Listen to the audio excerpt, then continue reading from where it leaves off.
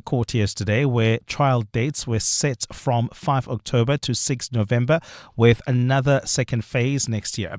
The suspects allegedly tracked Forbes from King Shaka Airport until the rapper and his friend Tibelo Tibbs Mutswane were shot outside a restaurant on Florida Road. The attack was partially caught on camera. Legal analyst Abigail Ngobene has told EWN that experts may be called to scrutinize the footage. The video that they relied on to say they could spot the mastermind, they need to authenticate that, ensuring that that video is an admissible evidence, the credibility there too, how was it stored, for it to really be authentic and have a probative value as evidence before the court. Suspended EMPD Deputy Chief Julius Mkhwanazi claims he rejected an offer from police watchdog IPID to turn state witness in a murder case of businessman Emmanuel Mbense. Mkhwanazi and 5 others are facing charges including murder, robbery and defeating the ends of justice in connection with the 2022 murder. His lawyer alleges that lead IPID investigator Nomsa Masugu persistently approached him to become a state witness against his co-accused. Mkhwanazi appeared in the Brakpan Magistrates Court yesterday. Demakazo Lishuru was there. Julius Mkhwanazi says despite being pressured to turn state witness, he made it clear he could not provide evidence implicating his co-accused because he was only at the scene for a brief period, and claims he arrived after Emmanuel Mbense had died. Mkhwanazi, Gobasiyanse van Rensbeck, Bekokwakhe Sibande, Adrian McKenzie and Keisha Lee Stolz all placed themselves at the crime scene, however deny any involvement in the murder. Meanwhile, the state is expected to call a Section 204 witness when the matter goes to trial, although it has not named the person. Mkhwanazi's former co-accused in the 14.9 million rand precious stones case, Private Security Officer Etienne van der Walt, has been named in Stoll's bail affidavit as having been present at the scene. Van der Walt, who is believed to have turned state witness in the precious stones case, has not been arrested in connection with Mbense's murder. Dimakatso Leshoro, Eyewitness News. And U.S. Treasury Secretary Scott Bessent has threatened Iran with economic isolation like the world has never seen before. He says these new measures can be expected next week. Bessent told television network Newsmakers that the continued blockade in the Strait of Hormuz will keep anything from going in or out of the Iranian ports. Bessent described a two-pronged approach featuring financial pressure and a physical blockade of the ports. The tougher stance contrasts with remarks by Bessent earlier this month when he told CNBC that an agreement with Tehran to reopen the Strait of Hormuz could be reached within days. Gold is trading at $4,359.71 an ounce. The rand is at 16.21 to the dollar, 21.85 to the pound, 18.69 to the euro. Brent crude oil is at $88.98 a barrel.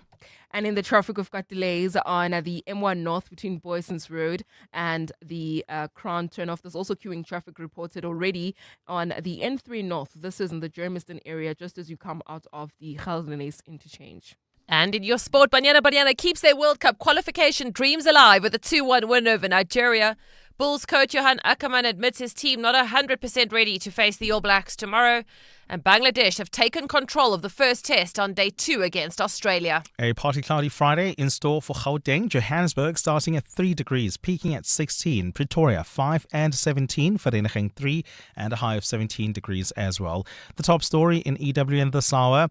A retired police captain says it's highly improbable that KZN police were acting in self-defense when 5 people were killed in a 2023 shootout. EWN, in touch, in tune and independent. For the latest, visit ewn.co.za or download the EWN app.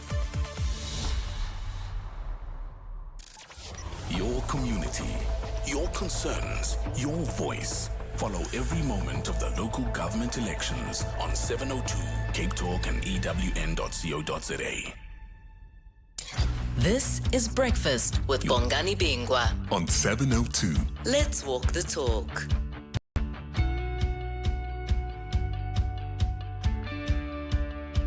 Six minutes after 6 o'clock, it is Friday, the 14th of August, the year of our Lord 2026. Welcome to the program.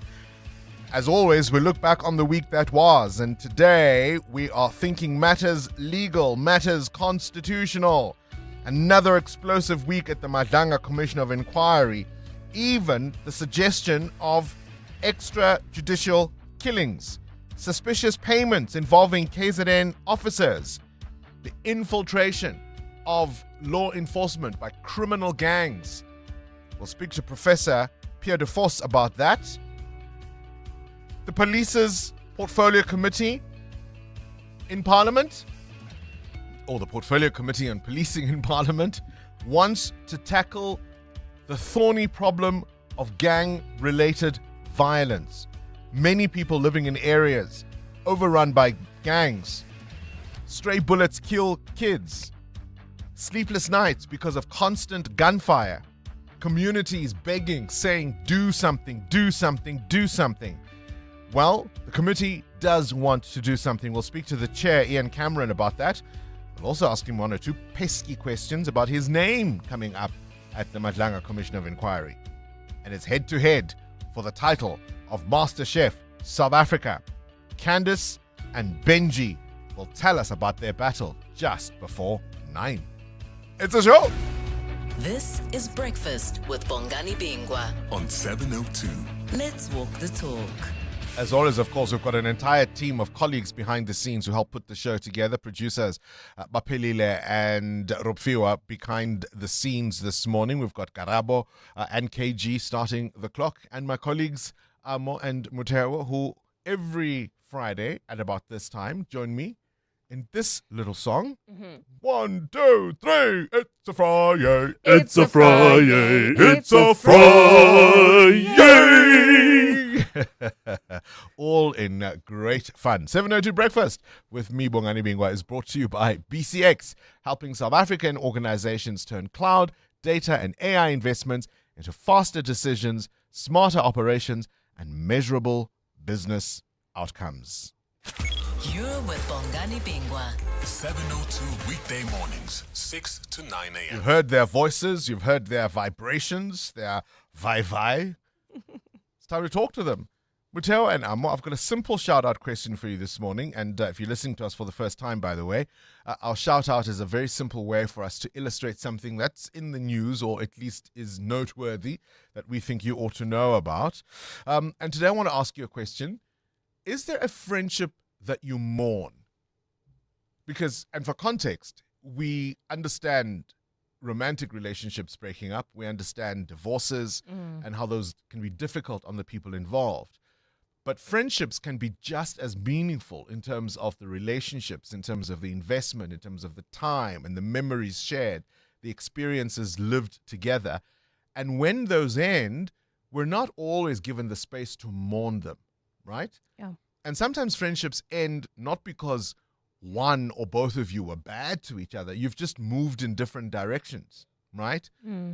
Nothing happened. I think it was Nietzsche who's got this thing that he called star friendships, I think he called it. Star friendships. In other words, almost like planets orbiting the same star, right? The distance may be very far apart, and sometimes you're closer together in terms of your orbit of the star. There are those friendships, but I'm talking about one where you know we're not friends anymore. It's not because you haven't seen each other. It's not because you know you're not friends anymore. I guess the worst is when you see each other almost every day, isn't it? Or every now and again, maybe say in a common space like church or school or Because we need those third spaces, as they call them, right? That third space, because there's your home, obviously, and the people that you live with in your household. That's a first space, if you will. There's the second space of either work or college or school. You've got a standing appointment with the people in those spaces.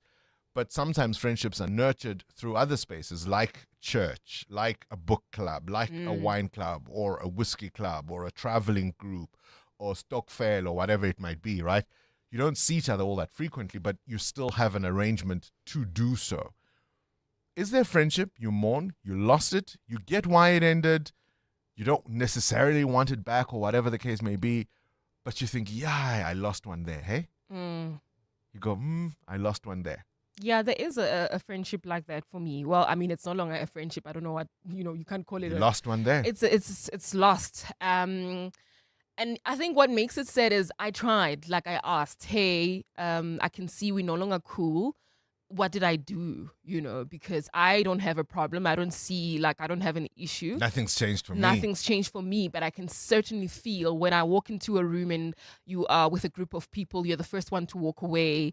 Or when I approach and you were smiling, your smile just said it suddenly shut, like it goes off, that twinkle in your eye is no longer there when you see me. And I'm not saying it should always be there, but I can feel there's a friction. Something's changed. What's wrong? What did I do? Nothing. I'm really cool. Then I'm like, okay, let me give it time, because, sometimes when a person is, asking you an honest question and you haven't really thought about it, and you're like, okay, then if you ask the second time, maybe then you feel like the truth will come out, or, the person will always also be honest, but it never happened. Yeah, nothing came. Mateo? Yeah, I've got a friendship I lost to bad choices, I think. We just chose different ways to live life, and I guess that's based on the harsh conditions of life. My friend chose a different life of criminality and all those things, and it came to a point where we just could not be friends anymore. We drifted apart, lived two different lives. There's a point where we did try to work on the friendship, and he was trying to rehabilitate his life, and I was like, made promises. But as soon as I heard that, he has gone back, but I don't judge him for it. It's just, it's life's conditions, man. And sometimes you sit there all alone and you laugh at a joke or a moment, or you hear Only a song. he could have known. Yeah, Yes. or you hear a song and you think, but the moment's gone. All right, if you've got a story like that, send us a WhatsApp voice note on 072-702-1702. We'll take your calls, as always, on 011-8830-702. As always, our mission is to tell you what's going on in the world, why it's important, and how it will impact you. We, of course, want you to be part of our community. And wherever you are around 702 land, you are our eyes and ears. And I always love hearing, even in your voice notes, are you sending one for the very first time? Have you been a long-time listener of 702? Let's talk. Let's walk the talk. 702. Just reflecting on the bulletin that we just heard from Sifiso Zulu at the top of the hour, the evidence that was presented at the Madlanga Commission of Inquiry yesterday with this retired police captain, Ashley Houston. I think he served 38 years in the South African police, and he was talking about the what is now, the suspected, let me just rather say, the suspected extrajudicial killings where police officers arrive at crime scenes and at the end of it, there's not a scratch on any of the officers, but everybody else at the scene has been shot dead. And the police say, well, we were returning fire. That's all we did. But there's not much evidence to support what they are saying. But also the idea that one police commander was paid 2.5 million rand to allegedly kill someone and disguise it as a police operation. I think that is something that is certainly concerning. The other bit of news is all, of course, the goings-on around FIFA and Gianni Infantino, and I've been talking for some time now about CAF's silence on it. In the last few days, of course, CAF has almost come out batting for Gianni Infantino, and CAF President Patrice Motsepe spoke to Sky News and explained the position CAF has taken as far as Gianni Infantino is concerned, and why it is, whether you like the guy or not, at this stage, it may be still early to deal with him in the way that some are suggesting. If anybody has got any problem against anybody, whether it's Gianni, whether it's anybody else, follow the process, follow the FIFA process, and if you want to take him out, go for elections. As simple as that.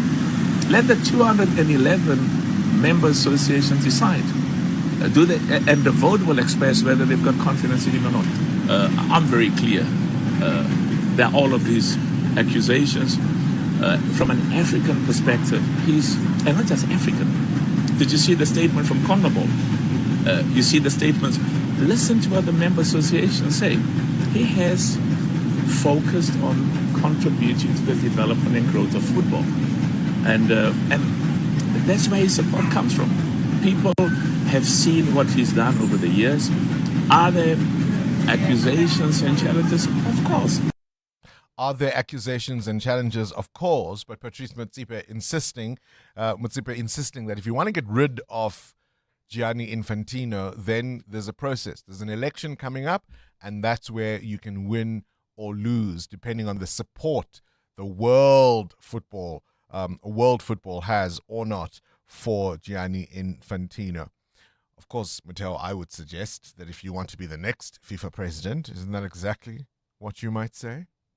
702 Breakfast with Bongani Bingwa is brought to you by BCX. Built on trusted telecom business connectivity. Powered by cloud, strengthened by security, enabled by AI. Matteo Khalipa, you've got a question of your own? Yeah, good morning and good morning to the 702 landers. I want to know this morning, what's your favorite way to have chicken? Ooh. Like There's grilled, so many. spatchcock, but your favorite one. My Deep fried. favorite, absolute favorite, prepared with an air fryer. Really? Yeah. We have a particular recipe in my house, Okay. and it's a winner every time. Are you going to share the recipe? You'd have to come over and try the chicken first. It has to be, I think, fried. Deep fried chicken. Deep fried chicken. There's a specific way my mom makes it. We still can't get it now. I can tell you if it's made by my mom. If it's not, I can still tell you that no, pick it up. I can pick it up. Yeah. So I think deep fried chicken. And yours, Matteo? Mine is usually on an open fire, probably spatchcock. That's how I like it. All right. Can't wait to find out why we're talking about chicken. 702. Weather. Not quite the price of eggs, but let's tell you what the weather's going to be like this Friday. A partly cloudy one in store for Gauteng today. 16 degrees. I think that's the warmest temperature I've given you throughout the week, so that's good news. Johann Pretoria will be 17. Vereeniging 17 as well. It's 18 from Bombela and Polokwane, 19 from Mahikeng, 18 from Bloemfontein. Durban, partly cloudy this morning, a high of 21 degrees. That's the same for Kukompo City. Cape Town peaks at 20 degrees. Gqeberha, 25. EWN traffic. Let's have a first look at the roads then. Amma, what are you seeing on your maps? Well, Bongani, we've got an accident on the N1 North as you leave Deep Kloof, approaching the Deep Kloof interchange, coming out of the Golden Highway. It's causing delays there. There's also queuing traffic on the Maikwa North between Boysons Road and Carr Street while traveling in Germiston. Please be on the lookout for some issues on the N3 North right at the Geldenhuys interchanges due to the long-term roadworks that are taking place along that route. And then, of course, we've got peak time delays on the N1 North approaching Winnie Mandela Drive. We'll have more updates. Do stay tuned. There's more EWN on air, online, and on the EWN app. And they're off. Horse racing is now live on 10Bet. All the tracks, all the races, and all the thrills, all the way down the home straight. Saddle up and join now at 10bet.co.za. 10Bet is a licensed betting operator and supports responsible gambling. No persons under the age of 18 shall be permitted to bet. Betting can be addictive. Winners know when to stop. South African Responsible Gambling Foundation toll-free counseling line 0800 006 008 or WhatsApp help to 076 675 0710. License number 921096661. This advert is paid for by the political party concerned. I love my hometown, but for too long now, I look around and think we deserve better than this. The water goes off for days. The streets are falling apart, and things never get fixed. Look, I'm not asking for anything fancy. I just want basics to work. And I know they can work because I've seen it where the Democratic Alliance is in charge. I want our town to work for all. So in this election, I'm voting DA. This advert was paid for by the political party concerned. That's Amanda before she got naked. When the power tripped, Amanda felt more helpless than when her mom-in-law called her lasagna different. So Amanda got naked. She got car and home insurance at a lower premium and can now call an electrician anytime via the Naked app. There we go. Cover your car and home now at naked.insure and see how easy insurance can be when you get naked. Naked Financial Technology is an authorized FSP. Get naked. 702. Add your voice. Have your say. Let's walk the talk. Gani, first time sending my voice note. Been listening to 702 for a while now. Oh yeah, I do have a friendship that I'm on from 2018, I think around September, October there. It was just a misunderstanding of one person being wanting to be the third person who messes up everything between me and my friend, and transported news that were incorrect, basically false information that I'd said about her, and she just ghosted me and never wanted to talk to me, although I reached out and I said, tried to explain and actually apologize where I could, which, yeah, but she never took it. And I haven't seen her on any socials since then. I had a friend for a very long time, and the friendship just fizzled out the moment he got married. The wife didn't like me that much for some reason. I never could, I never got to know why she didn't like me, and she just influenced him not to be my friend. And I tried to ask him, and he was a bit cagey about it. So yeah, up to now, I don't know what's happening. So I just let it be. But the guy was my friend for a very, very long time. The moment he got married, things fizzled out. Thank you. Good show as always. Oh, thank you. And sometimes they do, don't they? Sometimes they do. Perhaps it's easier when someone has spread information about you that isn't true to let go, but gosh, it stings when someone believes that information and lets you go. And I don't think our culture allows us the same leeway when friendships end. And yet quite often friendships are actually far more meaningful than the relationship that you just started yesterday. Right? Sometimes a friend can be somebody who was there when you had grief in your life, when you had joy in your life. They've been there for your highs and your lows. And they know where the bodies are buried. They get the jokes. They get the look when no words are spoken, but it's a moment of intimacy and laughter and connection. And we don't get given, I think, the same leeway to mourn the end of those, do we? Start your day with Bongani Bingwa on 702. Let's walk the talk. Things you need to know at this hour. Erling Haaland's face is being used to sell what? Football shirts. Yes, we know that, right? But police in Ecuador have now found it on something very different. They seized almost 500 kilograms of cocaine hidden inside a truck near the Colombian border, and hundreds of packages there were marked with images of the Norwegian football star. Police say the driver was arrested after officers found nearly 400 packages hidden behind a false bottom in the truck. There's no suggestion, of course, that Haaland had anything to do with the drugs. Instead, authorities in Ecuador say traffickers often use famous athletes or celebrities on packages to identify a particular criminal network or intended recipient. And Haaland apparently isn't the only footballer whose face has turned up in this way. Lionel Messi's image has also been found on seized drug packages. Now, if you've danced to South African music over the past few decades, chances are Oskido has had something to do with the soundtrack. The legendary DJ, producer, and music entrepreneur set to receive two major honors at the South African Music Awards 32, or the 32nd SAMAs. This Saturday at Sun City, they're going to give him the Lifetime Achievement Award and the International Achievement Award. Oskido played a major role in shaping South African music, both as an artist but also as a producer and entrepreneur. He founded Kalawa Jazzmere, the label behind artists such as Boom Shaka, Bongo Muffin, and Mafikizolo. Now, here's a story. Ever made a silly mistake that cost you dearly later? A person who was a sailor, who was sailing through or past Norway's coastline, spotted a polar bear sleeping on land and decided to sound the boat's foghorn to wake it up. The bear moved away, but the person was fined 50,000 Norwegian krona, or about 90,000 rand. It's illegal there to unnecessarily disturb or attract or pursue polar bears. Of course, they are a protected species. Adam Gilchrist will give us more details in the World View. Now, imagine you give somebody good financial advice, sound advice. This is a friend, only for them to use it to beat you to the deal of a lifetime.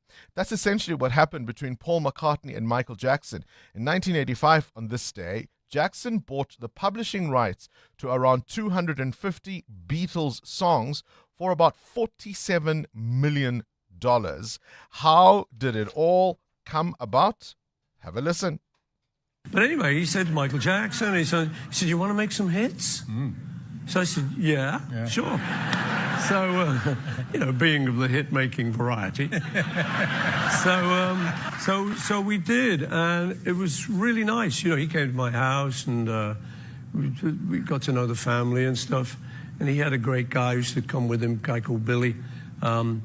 So it was very nice. We had a really good time. We made a couple of records together, did a video, and we're very good friends. It actually kind of fell apart a little bit later because he was talking to me and asking my business advice. And one of the things I said to him was, think about getting into music publishing. And then he looked at me kind of, I thought he was joking. He said, I'm going to get yours. Oh, yeah. So, I kind of thought, oh, you. And he did. And Paul McCartney, of course, goes on to explain that's a conversation he had with David Letterman, that he thought, okay, well, actually, maybe this is not a bad thing. My friend now owns Beatles Publishing, and maybe we'll get a raise, because they'd signed these contracts with a record company when they were youngsters with no clue they would ever become the Beatles. And so he thought, okay, now that you own them, Michael, can we have a bit more of the slice of the profits you generate from owning this, this music? And Michael said, no, Paul, it's business. Don't put friendship into it. You said I must buy publishing. I did. It's not a friendship. It's business. Guess who turned 60 today? Halle Berry. Born on this day in 1966, the American actress made history in 2002, becoming the first black woman to win the Oscar for Best Actress for her performance in Monsters Ball. More than 2 decades later, that record still stands. Isn't that frightening? 702. The newspapers. Now, a person whose friendship I never want to lose is Sfiso Zulu, who joins us this morning to look at the papers, the front page of the Business Day. And that's, of course, Ramakgopa, we won't give up coal for foreign agendas. That's going to be a bit of a talking point. Forgotten families of victims and survivors still waiting for justice 14 years after the Marikana massacre, says the Mail and Guardian. And the front page of the Police, how I nailed grieving partner. This is a story of an ace investigator who used cell phone records and forensic clues to nab a lawyer who pretended to be grieving, posting emotional tributes to the mother of his son. And it turned out he was the killer. Wow. What do you have, Sfiso? Well, friend, not a good Friday for England, I'm afraid, today. A train has derailed in southern England and 18 people are injured. Officials are saying the train came off the tracks and it tipped on its side with about 150 people on board. The cause of this accident is not yet known. And this is actually the second serious train crash in Britain in just 2 months as it goes through this heat wave and summer season. Gosh, what a story, friend. Yeah. Eh? EWN Business. Talking of friends, Mateo Kwaripe has a question this morning. Your favorite way to have chicken? Deep fried, grilled, chicken dust on the braai, chicken stew in a salad. Oh, you've got to try a toasted chicken mayo croissant. Okay. At the canteen. Okay, I thought we have to come to your house again. Lord. Oh, my Lord. My. What prompts the question? Well, Rainbow Chicken says chicken is back in a big way in South African homes. The company says it expects a 100% earnings jump for the 2026 financial year. The company's share price jumped 13% on the JSE after the poultry producer released a strong profit forecast for the year to end June. Now, the company expects earnings per share to more than double this year. Headline earnings per share also expected to roughly double to between 118 and 138%. According to Rainbow, the strong performance was driven by a higher demand for chicken, lower commodity costs, and as well as improved operations and cost savings at the firm. The results suggest Rainbow benefiting from favorable market conditions and stronger consumer demand for poultry products. Now, South Africa consumes roughly 1.9 to 2.2 million tons of chicken meat annually. This equals to about 23 or 28 million chickens eaten every week. Poultry is the most popular meat in the country. It makes up over 60% of all meat eaten by people in South Africa. Yeah, it's probably the protein we consume the most in my household as well. It's chicken, driving up chicken those this, numbers. chicken this, chicken that, chicken this, chicken that, chicken this. Where's the rand? Is it a bit of a chicken? Yeah, it is a bit flat against the US dollar this morning. 16 rand 19 cents, 18 rand 69 against the euro, and 21 rand 86 cents against the British pound. Price of gold is down 0.5% at $4,324 an ounce, while platinum is at $1,711. A Brent crude at $87.15 a barrel. More business after 7. Time now for the latest eyewitness news, and we stick with Sifiso Zulu. Good morning again, Sifiso. Thanks, Bongani. Good morning. Navigating the SASSA office in Khayelitsha has become a struggle for wheelchair users, with broken lifts making it difficult to reach service points. The issue was raised with Social Development Minister Dina Pule during an oversight visit to the office yesterday. Disability grant beneficiaries told Pule that they battle to access services in the two-story building. Pule says she's instructed senior SASSA officials to speed up efforts to get the lifts working again. I spoke to the CEO immediately when we went out, because the manager said it's an issue that has to do with the contract and renovation of the building. So we are going to speak to the municipality to be able to assist us to finalize the arrangements. But because I was there and I have seen it, I have requested the regional executive manager here and the CEO to make sure that that process is done faster, so that the people with disabilities do not have challenges. The Cape Peninsula University of Technology has dismissed rumours that its academic program has been suspended and that students have been told to vacate their residencies. A news flash has been circulated on social media, but the institution has dismissed its validity. Students have been protesting this week over the university's draft financial plans for next year. Mithle George reports. A screenshot of a letter supposedly from the CPUT management has emerged on social media, instructing students to vacate all university residences as academic operations will be suspended. But CPUT spokesperson Lauren Kensley says the image circulating is fake. We've not sent out anything of that sort. It seems to me that the students have recycled a very old news flash, which is about 3 years old, and are circulating that. Kensley says the university will now begin assessing the impact of the recent unrest. Mithle George, Eyewitness News. Prosecutors have focused on phone calls made from prison in the days leading up to the attempted murder of attorney William Booth in the Nafees Modak trial. Alleged crime boss Modak and 14 others face various charges in the Western Cape High Court, including an attempt on Booth's life 6 years ago. Prosecutors yesterday continued questioning accused 4 Taufik Brown about his alleged involvement in the shooting. Carlo Peterson has more. Prosecutor Blaine Lazarus presented cell phone records showing Taufik Brown contacted his wife Kota Brown and co-accused Ziad Pool more than 20 times between the 3rd and the 9th of April 2020. The state alleges Pool helped arrange the getaway vehicle used in the shooting, while Kota Brown previously admitted her involvement in a plea agreement. However, Brown insists he cannot remember what was discussed in the calls. What was that conversation about which you had to stay in the middle and it seems like relay what the one is telling the other? What was that about?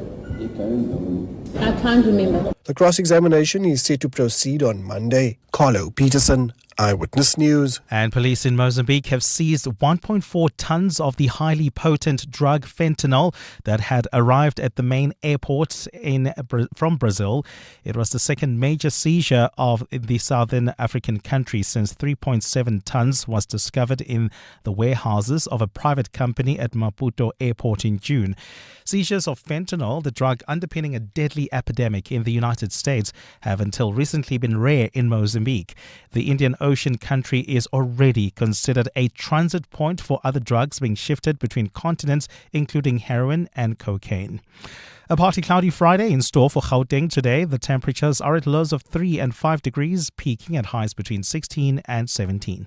And in the traffic, we've got delays on the Magwan North between Boysons Road and the Crown turnoff. There's also queuing traffic on the N3 North. That's between the Gilulis interchange and the Modderfontein Road. The top story this hour, the new Social Development Minister Dina Pule has heard that navigating the SASSA office in Khayelitsha has become a struggle for wheelchair users. Hi, this is Carol Shabalala, Hollywood Bets brand ambassador. It's more fun when it's for fun. Playing responsibly is always a winning strategy. If you or someone you know needs help, call the South African Responsible Gambling toll-free counseling line on 0800 006 008 or WhatsApp help to 076 675 0710. Hollywood Sportsbook is a licensed betting operator. Hollywood Bet supports responsible gambling. No persons under the age of 18 years are permitted to gamble. Winners know when to stop.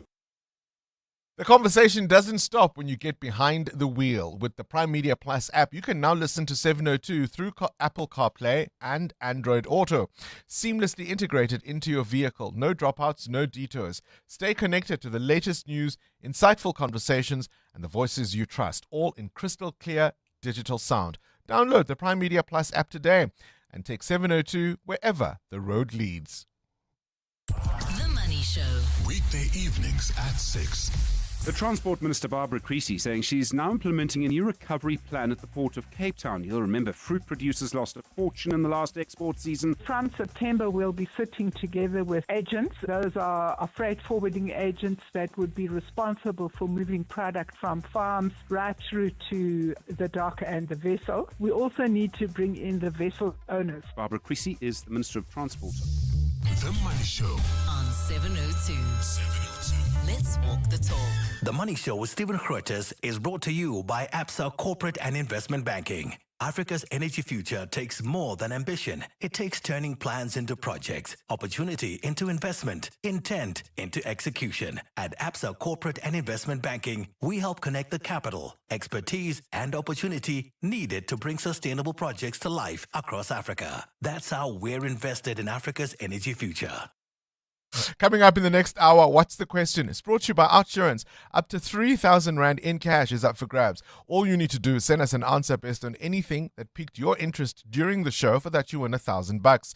So you simply WhatsApp us your name and the answer to 072 702 1702. Of course, a little later, someone else will ask a question to win 2,000 Rand. Remember, you stand a better chance of being selected to give us today's answer if you've SMS'd out to Outsurance and got yourself a quote.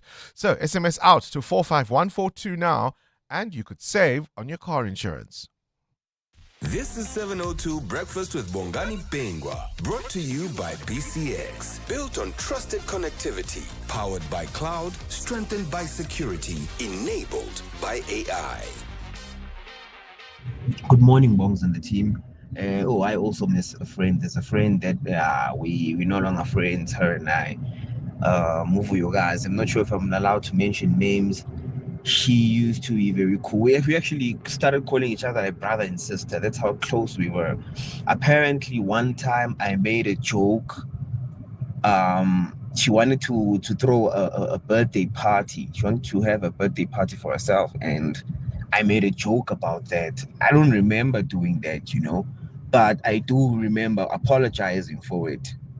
And till today, she decided that, you know what, she no longer wants to be friends with me because of that, even after apologizing. So, yeah, I still miss that friendship.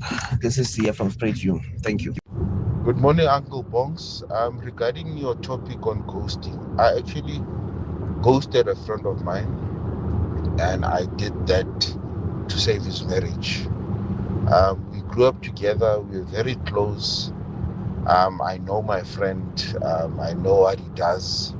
And unfortunately, he used my name as an alibi when he went to do certain things. That I was not even aware of. The wife ended up finding out, and I was used as an alibi on few occasions, and as a result, the wife didn't like me at all. She didn't want me around him, and then as a result, I ghosted him. Because if I were to defend myself, it would destroy his marriage. Yeah, I wonder who he's blaming now, right? Has he found new alibis? I wonder. We're talking about losing friendships, not so much ghosting, but losing friendships. I think we're given enough space in our culture to talk to grieve the loss of relationships, to grieve people that perhaps we even met just the other day, but for lifelong friendships, people who've been close to us, who've been through the highs and the lows, when those end sometimes, and not necessarily always because somebody's bad who has done something wrong. It's just sometimes that's what life happens. That's what you get dished out. Sia, Spruit View. Oh, I don't know if I would be calling the radio to talk about her and still think I'll get that friendship back, eh? Good luck. EWN Sport. Cindy Paluta joins us in the studio now. Cindy, do you think there's still any friendship between Banyana and Nigeria? Shame. Hopefully they can all be friends off the pitch, right? We really hope that in the sport world that the people are kind to each other when they are really mean to each other on the field. But Banyana have kept their World Cup qualifying dreams alive by beating Nigeria 2-1. After a goalless first half, Kgatlana broke the deadlock in the 56th minute. Captain Jana then doubled that lead in the 77th, but was sent off in the closing minutes for a blatant handball in the box. Nigeria's goal from the resulting penalty. For Africa's top-ranked side, Nigeria, it means they have no chance of making the World Cup next year. Shame, man. While the win means Banyana make it to the 10-team Interconfederation playoffs in November and December, along with Ghana, who beat Ivory Coast 2-1. So the top three from the playoffs will go to Brazil next year. There's one game in the Betway Premiership tonight. Stellenbosch are hosting Murrumbidgee, but tomorrow is the big one. FNB Stadium at 3 o'clock, where Kaizer Chiefs are hosting Mamelodi Sundowns. Chiefs defender Inacio Miguel. We're going to face Sundowns with a lot of respect, but we also have our capacity to go over Sundowns. We have to look out to ourselves. We don't have to focus about what Sundowns is capable to do or not. We have to be focused on what we can do.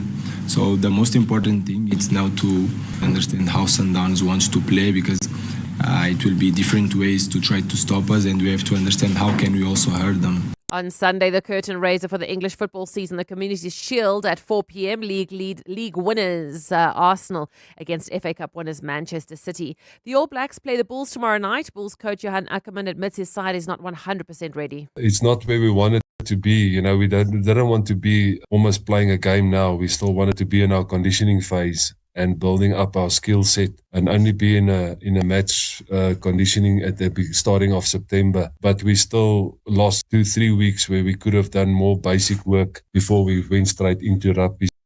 Kickoff tomorrow is 7 p.m. this afternoon at the Wits Rugby Stadium. It's the Currie Cup action. The Lions hosting the Cavaliers. This evening, the Sharks away at Griquas. Live test cricket. Bangladesh in full control of the first test against hosts Australia. A short while ago, Bangladesh 247 for 3, a lead of 49 runs. Hassan made 101. Cindy Paluta, Eyewitness News Sport. Being in construction has taught me that buying machinery doesn't come cheap. Loaders, excavators, graders, they're the heartbeat of the job site. Now, thanks to My Way Business Insurance, I save up to 20% on my insurance premiums every month. This saving helps keep my machines working and projects moving. Switch to My Way Business Insurance and save up to 20% on your yellow metal machinery. Real businesses, real savings. Call us on 0860 646464 today for a quote. My Way is a licensed non-life insurer and FSP. Standard rates and T's and C's apply. The world of business is changing. Are you ready to lead beyond borders? The Wits Kedge MBA in Global Executive Leadership connects African insight with European expertise. Designed for executives, senior managers, entrepreneurs, and public sector leaders, this 17-month blended program combines online learning with immersive in-person sessions in Johannesburg and Paris, developing the strategic judgment, vision, and global perspective required to lead through complexity. Applications are now open. Visit wbs.ac.za to explore the Wits Kedge Global Executive Leadership MBA. Since its establishment in 1990, thousands of successful leaders in the legal profession have walked through the doors of the Law Society of South Africa's School for Legal Practice. Not only do we promote professional training, but our lead schools across the country provide training in over 25 learning programs. For the best practical vocational training course for future leaders, come to LEAD. Visit our website on lssalead.org.za.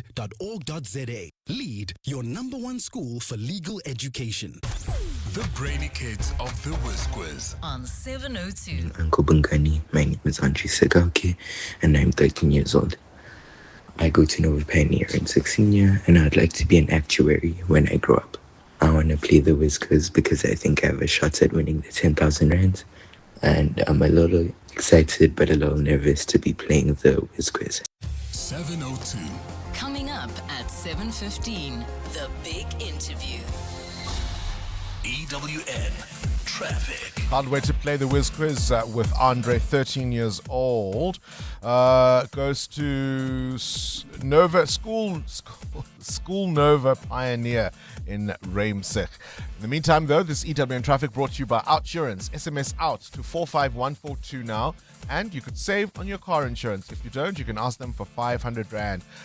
There's slow-moving traffic in a number of places. That's correct, Bongani. In the city of Tshwane, delays just as you approach the Sefako Makgato exit. That's on the N1 South coming out of the N4. That's due to roadworks there, so please do approach with care. Then if you're traveling on the R80 South towards the CBD, we've got delays from Rachel de Beer towards the Eskiam Pahlele exit. That's peak time delays there as well. And then on the N1 North, some issues coming out of the Flying Saucer interchange. In fact, an accident reported right near Rigel Avenue causing those delays. Then if you're traveling in Joburg, we've got delays along the N3 North approaching Van Buren Road. That's also due to roadworks along that route. We'll have more updates coming up. Do stay tuned.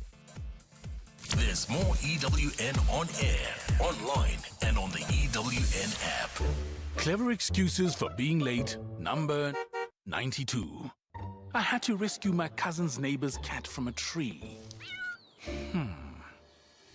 Fortunately, with the Outsurance pointsman on the roads, you no longer have to come up with creative excuses for being late. The Outsurance pointsmen have been easing traffic congestion so we all get to where we need to be quickly and safely for the past 20 years. With Outsurance, you really always get something out. In partnership with 702, Outsurance is a licensed insurer in the FSP. Peregrine Capital presents Brian Habana's Count to 100.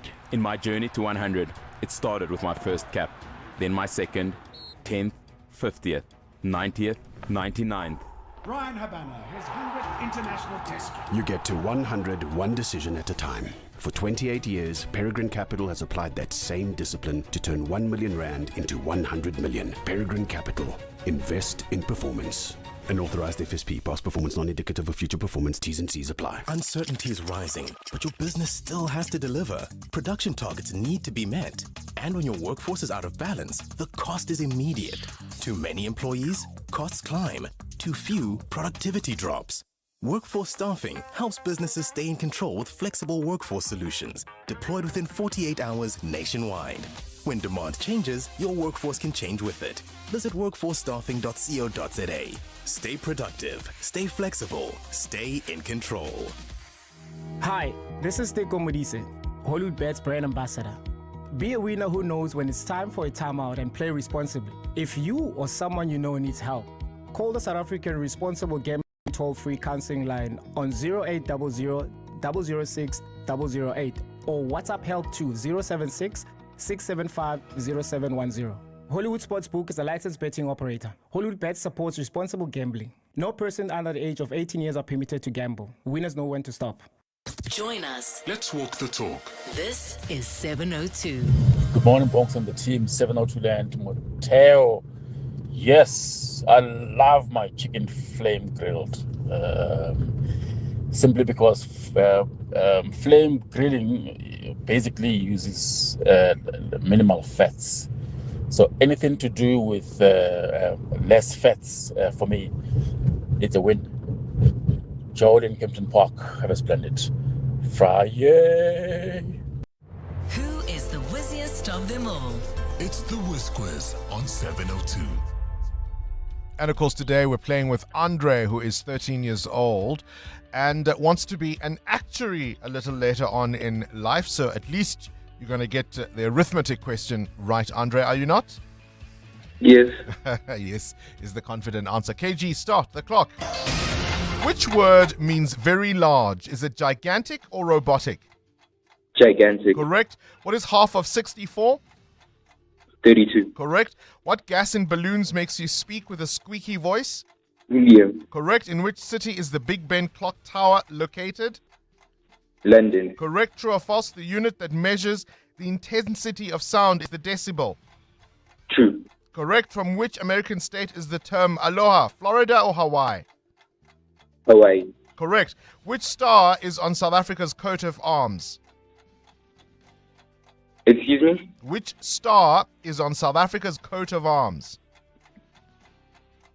Skip. The sun.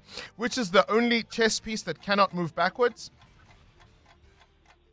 There is. The pawn. In which country is Tokyo the capital? Japan. Correct. Spell the word medicine. And we just didn't have time for that one. Medicine would be the answer we were looking for there. But not a bad round for you at all, Andre. You walk away with 7 correct answers, and that means 700 Rand. The Brainy Kids of the Whiz Quiz. On 702. 702. The Political Desk. As always, we look back on the political week that was, and this week we're looking at matters constitutional and matters legal. Another dramatic week at the Madlanga Commission of Inquiry, explosive allegations of police links to criminal syndicates, possible extrajudicial killings, and even suspicious payments involving senior KZN police officers. And now very clear links between our law enforcement and criminal syndicates. Questions also being raised about IDAC's investigation into the suspended National Police Commissioner Fani Masemula and the credibility of the NCC MP Fadil Adams. To help us wade through these murky waters, constitutional law expert from the University of Cape Town, Professor Pierre de Vos, joins us. It's been a moment. Welcome to our program. Thank you for your time today. Thank you, Bongani. So after everything we've heard so far, what do you think is the central issue the Madlanga Commission is grappling with in terms of South Africa's criminal justice system? Well, the problem seems to be that the South African police service, obviously, that there's corruption, that it has infiltrated all levels of the police service.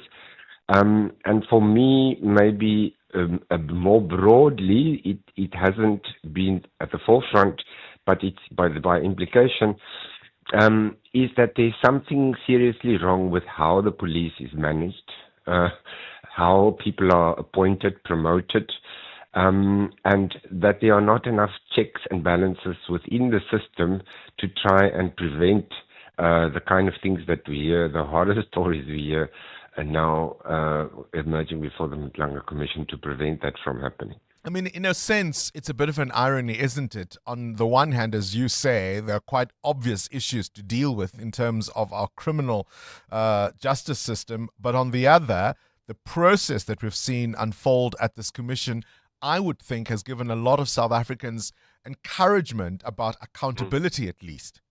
Yes. So what makes this commission maybe a little bit different is not only that they are really proactively investigating, finding evidence, checking the evidence, and that has been really successful in exposing wrongdoing, and people are being disciplined. There are investigations and hopefully prosecutions.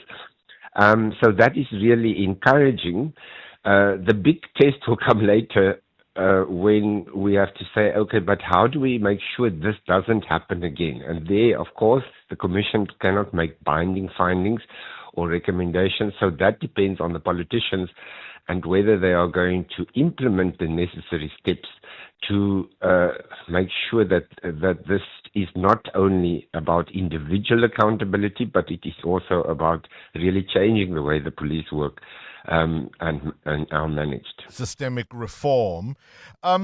Is this in a way the template going forward for how commissions of this nature ought to operate?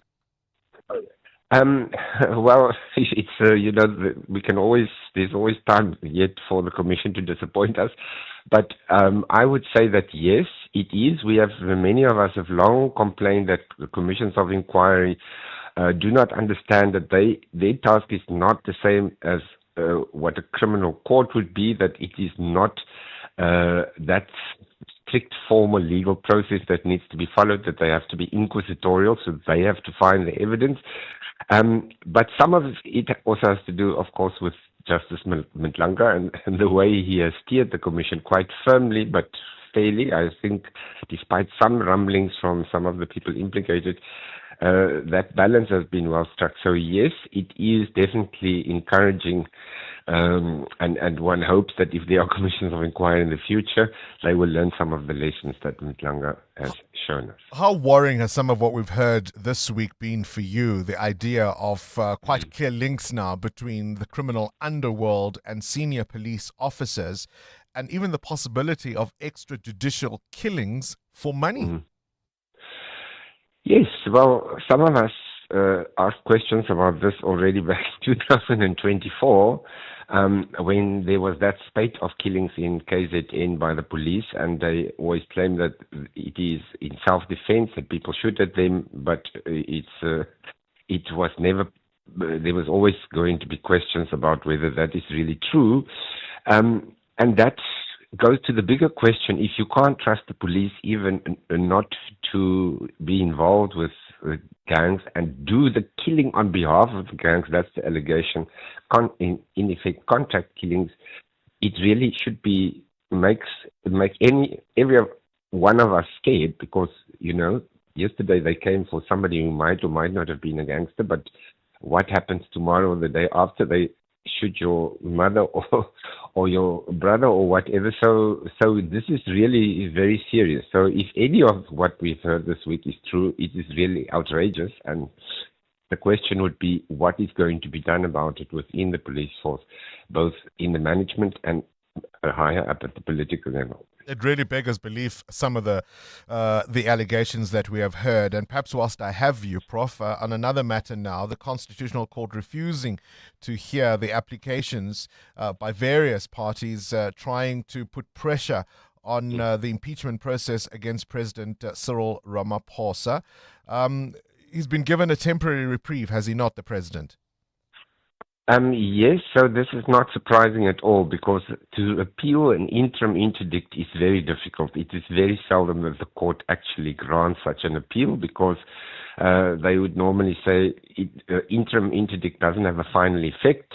It doesn't cause irreparable harm, and so you have to wait for the process that will end the interimness of the interim interdict, if you will. In this case, specifically so because the actual review application of the report that the President is relying on has been expedited. So the hearing starts in the first week of September, and it should take 6 weeks, 8 weeks for the judgment to be handed down. So the period of delay is going to be 2 or 3 months. So in that context, it is not that surprising. But once the case has been heard, and decided, if the President loses, obviously, then that's the end of the road for him. Then the public hearings will have to continue immediately after that. All right, appreciate your time and that insight, Professor Pierre de Vos, constitutional law expert from the University of Cape Town.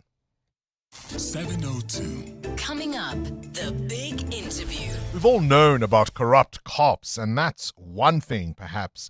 But murderers for hire from those who should be protectors? It really is quite extraordinary what we've heard from the Mhlanga Commission of Inquiry. Up next, we speak to the Police Committee Portfolio Chairperson Ian Cameron. And of course, his name has been mentioned once or twice in that very same process. All of that to come after this Eyewitness News, brought to you by Outsurance. SMS out to 45142 now, and you could save on your car insurance. If you don't, ask them for 500 Rand. This is EWN. Will Suleiman Karim show up at Mhlanga this time? And the Home Affairs Minister rallies for support to control the country's borders. Good morning, I'm Sfiso Zulu. Northwest controversial businessman Suleiman Karim is expected back at the Mhlanga Commission this morning. Karim's appearance has been postponed several times after claiming that he was sick. But evidence showing Karim out and about in Cape Town surfaced at the Commission last month after he said a doctor declared him too ill to testify. The Commission has ruled that Karim would have to undergo an independent medical assessment to justify any further postponements.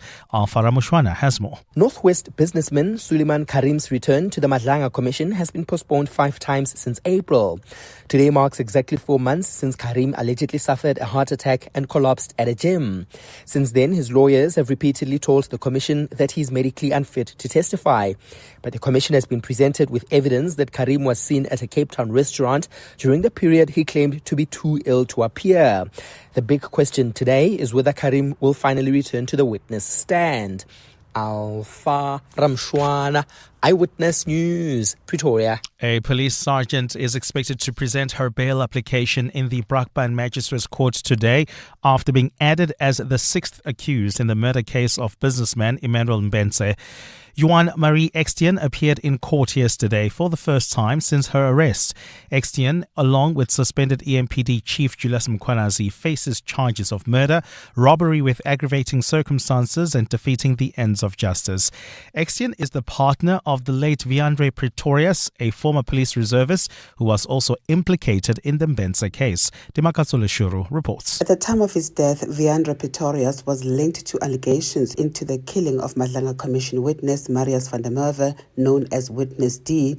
He died by suicide in February, allegedly shooting himself at a Brakpan petrol station in front of his partner, Johan Marie Extian. The state alleges Emmanuel Mbense was killed and his body dumped at Spaarwater Dam near Nigel in an attempt to conceal the crime. Senior State Prosecutor Advocate Nceba Ntelwa is opposing bail, arguing the accused are flight risks and could interfere with witnesses. The state alleges that after Mbense's murder, members of the group met twice, and on one of those occasions, Kobus Janse van Rensbeck, Marius van der Merwe, and Jaco Hanekom were apparently identified as potential weaklings who could turn against the group. Van der Merwe was later killed, allegedly by Matipandile Soteni, while Hanekom, who allegedly provided police with information about Julius Mkhwanazi's involvement in a copper theft case, was also later killed.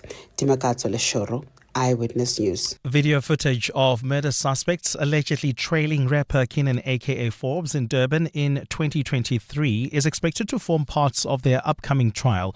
7 suspects appeared in the Durban High Court yesterday, where trial dates were set from 5 October to 6 November, with another phase next year. The suspects allegedly tracked Forbes from the King Shaka airport until the rapper and his friend Dibelo Tibbs Mutwane were shot outside a restaurant on Florida Road. The attack was partially caught on camera. Legal analyst Abigail Ngobene has told EWN that experts may be called to scrutinize the footage. The video that they relied on to say they could spot the mastermind, they need to authenticate that, ensuring that that video is an admissible evidence, the credibility there too, how was it stored, for it to really be authentic and have a probative value as evidence before the court. And Home Affairs Minister Leon Schreiber says he hopes to table legislation in Parliament to give effect to the recently revised White Paper on Citizenship, Immigration and Refugee Protection by March next year. The White Paper was approved by Cabinet in April. Schreiber answered questions in the National Council of Provinces yesterday.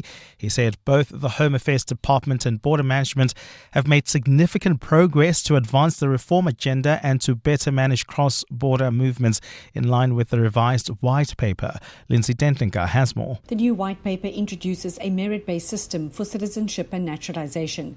In response to a question from ANC MP Jane Mananiso, Minister Leon Schreiber said work is underway to give legislative effect to this White Paper. The target that exists in relation to the Honourable Member's question is, I believe, March of next year. So the beginning of the next financial year, we hope to table a bill. Meanwhile, Schreiber says backlogs in asylum seeker appeals have been cleared since the Appeals Authority was boosted from only 10 personnel to include 40 lawyers in Gauteng and soon another 35 in the Western Cape to adjudicate cases. However, it's important to point out that the project does remain underfunded, and this does pose a risk to the smooth processing and finalisation of the appeals. Schreiber says the department has done unprecedented work to document over 85,000 foreign nationals who were voluntarily repatriated in recent weeks. Lindsay Dentlinger, Eyewitness News, Parliament. Gold is trading at $4,359.71 an ounce. The rand is at 16.20 to the dollar, 21.86 to the pound, 18.69 to the euro. Brent crude oil is at $87.05 a barrel. And in the traffic, we've got an accident in the city of Tshwane on the N1 North. It happened right near Rigel Avenue. It's causing delays from the Flying Saucer interchange. While traveling within the city of Tshwane, we've got delays on the N1 South between the N4 and Sefako Makgato exit due to an accident and roadworks. And in your sport, Bonyana beat Nigeria 2-1 to keep their World Cup qualification hopes alive. All Blacks leading try scorer Will Jordan remains a doubt for the opening test with the Springboks next week. And Bangladesh is dominating Australia on day 2 of the first test. Bangladesh only 3 wickets down.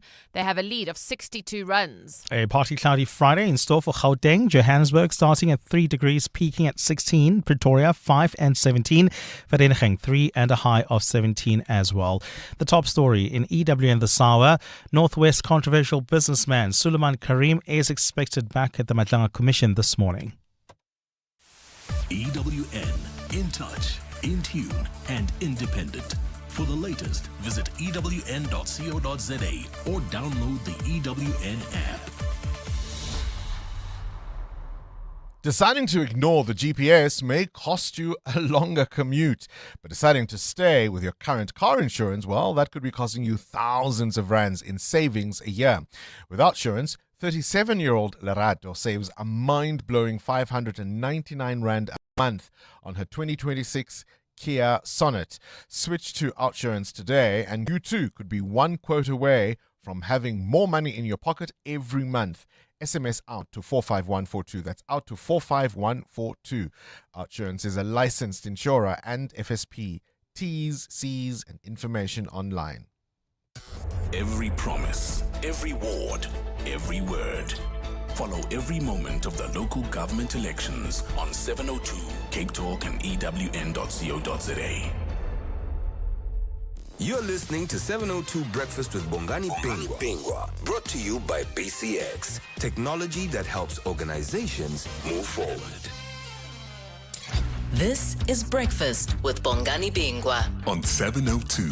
Let's walk the talk. Just before the news, of course, we spoke to Pierre Deforce, law professor at UCT, and he's right when he says you've got to always leave some room for disappointment. We haven't had reason to expect any, but things could still happen. But so far, how encouraging has it been to watch the Madlanga Commission of Inquiry? Certainly today is going to be very interesting when we hear from Suleiman Karim himself, the Northwest businessman expected at the commission today. It comes, of course, after his appearance has been postponed a number of times, including when he was supposedly ill, but was seen up and about in Cape Town, even though he'd said he was too ill to come and testify. In fact, he'd found a doctor to say exactly that. How it all gets explained is going to be very, very interesting later today.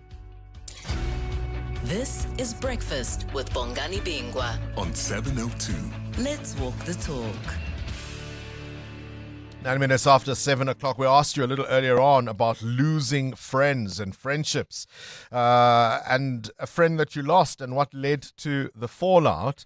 We were reminding you, of course, that on this day in 1985, Michael Jackson bought the publishing rights to around 250 Beatles songs for $47 million. The twist in the tale was that Paul McCartney, who had recorded a couple of hits with Michael Jackson, advised him to get into publishing, not thinking he would buy his list of songs. McCartney then tried to buy the catalogue from Jackson, who did not want to sell it, nor did he want to give him a raise, and Michael Jackson insisted it was only business. Erling Haaland's face is being used to sell drugs, say Ecuadorian police, who've seized about 469 kilograms of cocaine hidden inside a truck near the Colombian border. They say that traffickers often put famous athletes or celebrities, at least the faces of them, on packages to identify particular criminal networks or intended customers. Oskido, the legendary DJ and music entrepreneur, set to receive 2 major honors at the 32nd South African Music Awards, or SAMA 32 as they're calling it, this Saturday at Sun City. He's expected to walk away with the Lifetime Achievement Award and the International Achievement Award. Oskido, of course, has played a major role in shaping South African music, both as an artist and through his work as a producer and an entrepreneur, the founder of Kalawa Jazzmere, behind artists such as Boomshaka, Bongo Muffin, and Mafiki Zolo. How much do you think about the license plate on your car? It's probably something we don't give much of a thought to until we have to fill those awful books for visitors wherever we go. But it was on this day in 1893 that France became the first country to introduce motor vehicle registration. Vehicles in Paris were required to carry a metal plate showing the owner's name and address along with a registration number. It was also, of course, to make sure that authorities could identify who owned the vehicles and to hold drivers accountable for how they used the roads. And do you remember Dora, Boots, and that very patient backpack? Dora the Explorer premiered on Nick Jr., Nickelodeon's preschool channel, on this day in the year 2000. The animated show followed young Dora and her monkey Boots as they went on adventures, whilst encouraging children watching at home to answer questions, solve problems, and at times even speak a little Spanish. I gotcha, babe. Well, if you were anywhere near a radio in the year 1965, you would have heard this song. I don't know if all that's true, 'cause you got me, and baby, I got you. Hey, I got you, babe. I got you, babe. I still prefer the UB40 and Chrissy Me Hines too. version. This is the point where we agree, Bongani. It definitely. For once. For once. Yeah. Sonny and Cher going all the way to number one on the US Billboard Hot 100 on this day in 1965. And it stayed there for a lovely 3 weeks. Babe, I got you, babe. I got you, babe. I got flowers in the spring. I got you to wear my ring. And when I'm sad, 702. Up next, The big interview.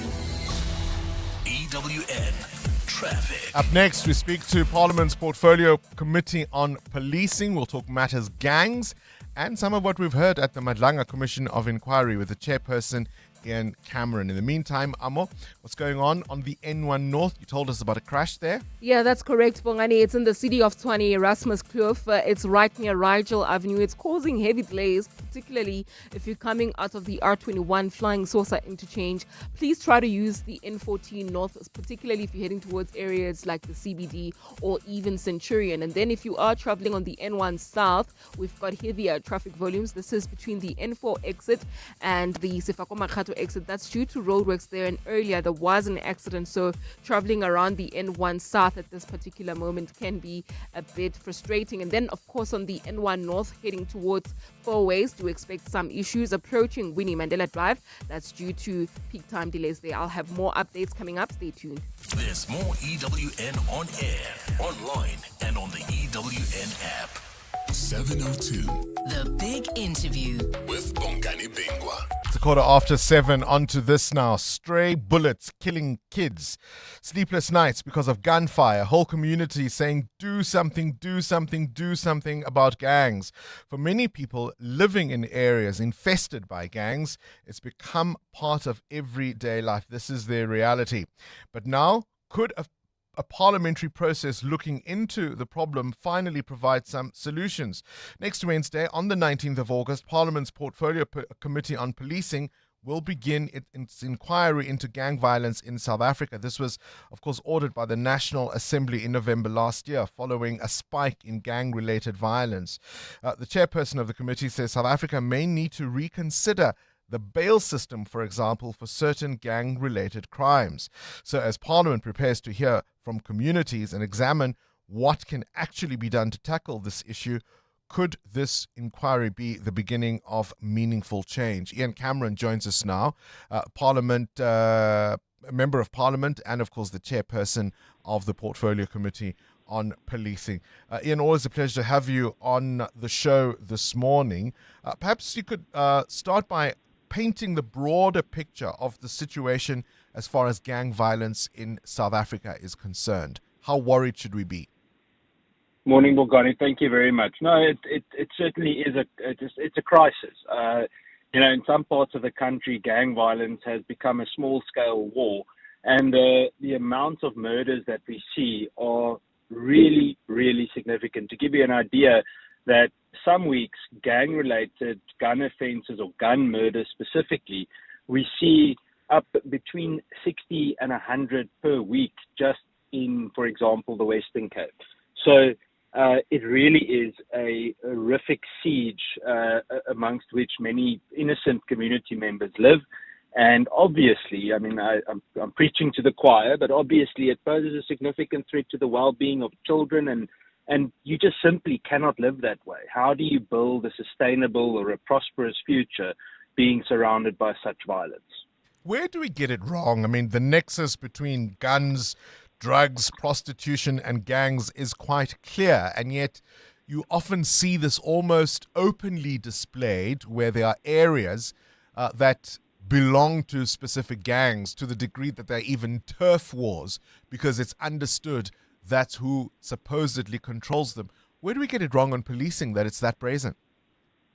I think, for very long, our policing model has been focused on high numbers of ground level, low level arrest. In other words, foot soldiers are constantly arrested, but we never really cut the snake's head off. And we haven't really seen a decent integrated strategy where, for example, the MPA, SAPS, and, for example, the South African Revenue Service sit around a table to determine how they would remove certain kingpins from circulation. And then obviously, due to the fact that these kingpins have been allowed to flourish over the years, South Africa has become a hub for other organized crime groups. I mean, we've recently seen how certain South American cartels have managed to start using South Africa very directly to traffic certain kinds of narcotics. As both a destination and a transit point. What has all of this meant for communities? I know we often talk about the Western Cape, as we should, but also areas perhaps more closer to home here in Gauteng, Reiger Park, Eldorado Park, but also parts of Durban and Nelson Mandela Bay or Gqeberha are all affected. What has that meant for those communities? Yeah, 100%. I mean, Reiger Park is probably the most recent horrific example, and it highlights the violence that is faced. Well, first of all, I think, what astounded me a few weeks ago, I was in a certain gang-ridden area doing oversight, and while there were shots going off, a few hundred meters away. And I noticed at the school across the road how kids just carried on playing as though it's completely normal, and obviously that resonates with one. But everywhere in the country where this gang violence problem occurs, it's usually the same type of issue: poor resourcing on ground level, lack of integration between SAPS and the MPA. Social development is a major, major problem. You must remember that some of these gangs or third or even fourth, sometimes even fifth generation family members. That's all they know. Really, exactly. And so it's not as simple as purely policing it right. The SANDF has been deployed in particular areas. Has that made any difference? I'm on my way to a joint oversight session today with the Joint Standing Committee on Defence and the Police Committee, where we will be assessing Operation Prosper's so-called progress or lack thereof. But unfortunately, we haven't really seen much of a decrease in the fighting between gangs. Murders certainly haven't decreased, and we haven't really seen any kingpins that have been not only identified but arrested, charged, and are still in custody. So, unfortunately, the military approach, in my opinion, is not sustainable. We warned about this, and I think one of the major things is it could have possibly helped. But, when they started with the deployment, we actually asked, what are your measurable outcomes? And they weren't able to give us those. And up until today, we haven't seen those. So I look forward to today because I'm still hopeful that we can get some value out of this deployment. Bail is an issue you've raised? Yeah, so, to me, I think bail, especially for gang offenders, is something that needs to be re-looked at. Maybe it's a legislative reconsideration or consideration that needs to be done. The reason is just that the same offenders are arrested over and over and over again, and despite previous transgressions, they are simply released once again on bail. And it's not always because they have to be released. It's because our existing legislation is not used properly and adequately. So I think, especially in terms of extortion and broader gang violence, we have to start re-looking at the way we handle the perpetrators. One of the things that has emerged, of course, at the Madlanga Commission of Inquiry, I mean, we've been hearing about it all week. I said earlier, it's one thing to deal or even acknowledge the fact of corrupt cops, but the idea of officers hired as potential contract killers, that sends a chill down the spine of anybody who hears it.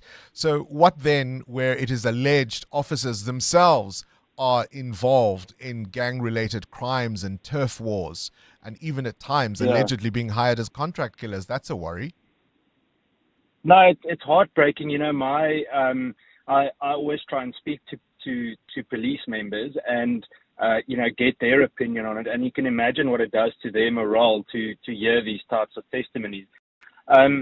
It is something that is a reality. It certainly has happened. There's no way for organized crime, and I'm using gang violence as just one example, to flourish the way that it does without significant state involvement, whether on a low or a high level.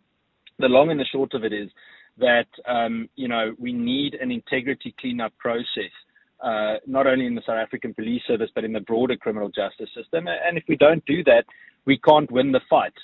But I can tell you one thing, that there are a lot of police members, good ones, and it's important to acknowledge them, that somehow, and how they do it, I don't know, hang in there, and they keep fighting the good fight. So it's important just to give them some kudos. Yeah, I mean, I think that obviously goes without saying, Ian, but it is still a worry that so much of this is alleged to have happened over many years, and there didn't seem to be a way to identify it outside of what we heard from Nhlanhla Mkhwanazi. And that brings us also, I suppose, to the matter of IDAC and your name coming up in some of the evidence, and the fact that politicians themselves were targeted by various institutions to push agendas that they may not themselves have been aware of. I mean, how difficult is that to navigate?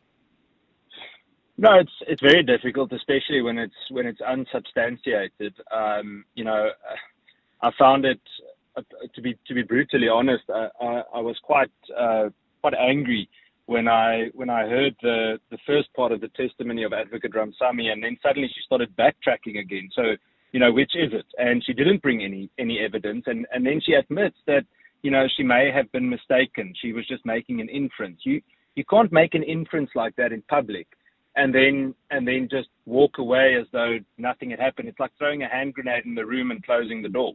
It doesn't work that way. So, nevertheless, I mean, we've got a job to do and continue. I've reached out to the Madlanga Commission and we've written to them and said, hey, we take note of this, and more than happy to communicate.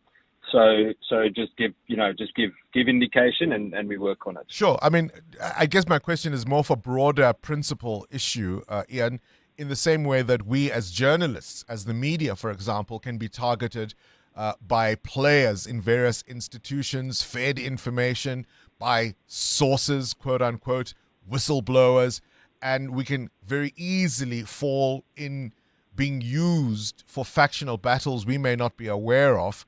As politicians, I suppose you face the same kind of pressure.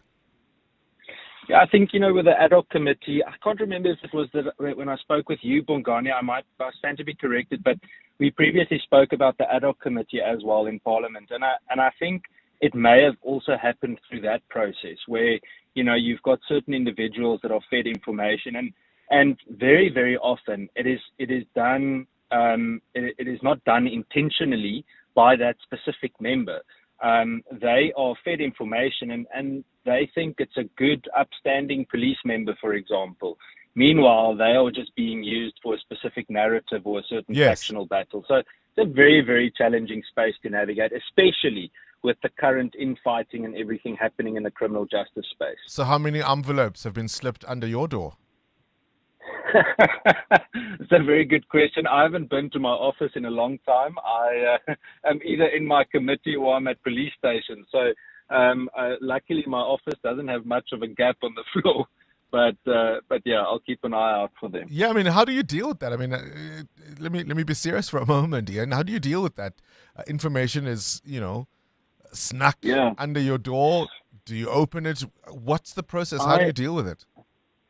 So in a serious note, I haven't actually had anything pushed under my door. What I do receive very often is anonymous WhatsApp tip-offs, and then I reach out to people that I consider trustworthy in the police or in the criminal justice space, or I try to refer people. I think one of the major things that to me is important is to be as transparent and as public as possible, obviously without putting anyone's life at risk. And the reason just being it actually de-risks the entire process depending on what the information is. So yeah, for now, if something is sent to me, I'm never the only one to know about it. And I try to then navigate the space and determine who the trustworthy individuals are that we can communicate this with. Your parliamentary colleague Fadil Adams has been also a central figure in terms of the names that have arisen in the last week or so. What's your view of where he finds himself? He's in a bit of hot water, isn't he? Yeah, I think Mr. Adams has a difficult time ahead of him. He may have also been used. I told him actually I think it was just in the beginning of April 2025 in one of our meetings, I actually said to him, be careful of not being used by people. Do you think it was unwitting, or did he know exactly what was going on? I'd be surprised if he didn't know something. I mean, the amount of very strong, allegations that he's been walking around making shouldn't be taken lightly. So I hope for his sake he did the relevant due diligence. I can't prove whether he was right or wrong in some cases, and the process will have to show us the way. Indeed. Ian Cameron, the chairperson of Parliament's Portfolio Committee on Police. EWN Business. Business news now with Mateo Khwaripe. Standard Bank's earnings are up 10%, 26 billion rand for the 6 months to June 2026. Yeah, and that was thanks to the higher fees and stronger trading income that helped compensate the slower growth in interest income, as higher costs and uncertainty from the US-Iran conflict weighed on consumers and businesses. As at the end of June 2026, total assets at Standard Bank stood at 3.8 trillion rand. The group declaring an interim dividend of 902 cents per ordinary share, representing a 10% increase year on year. Now, in the first half of this year, its active client base growing to 19.5 million, driven by growth in both the South African and rest of Africa business. Out of the African regions, franchise earnings were at 10.4 billion rand, while back at home, earnings were 13.4 billion rand. The rest of Africa business also growing earnings by up to 7%, the lender operating in 21 African countries. All right, tell us about the markets. Well, in the US, the S&P 500 hitting an all-time high of 7,816 points on Thursday. The benchmark also closed at a record high. The tech and communication services sectors on the New York Stock Exchange were among the big winners in the index, rising roughly 1% each. In Asia this morning, Japan's Nikkei adding 0.5%, while the Topix rose up by 0.49%. South Korea's Kospi also up more than 1%, while the Hong Kong Hang Seng Index was down by close to 1%. In mainland China, the markets were a little lower. Same for Australia, where they were down by close to 1%. On the JSE, though, we saw some weakness for a third day running. The all share down 866 points, dragged down by mining shares, which were down 3%. And looking on then to the rand at 16 Rand 20 against the US dollar, 18 Rand 69 against the euro, and 21 Rand 87 cents against the British pound. Price of gold is down 0.5% at $4,322 an ounce, or platinum is also weaker at $1,709. Brent crude is up 0.5% at $87.07 a barrel. More business after 8.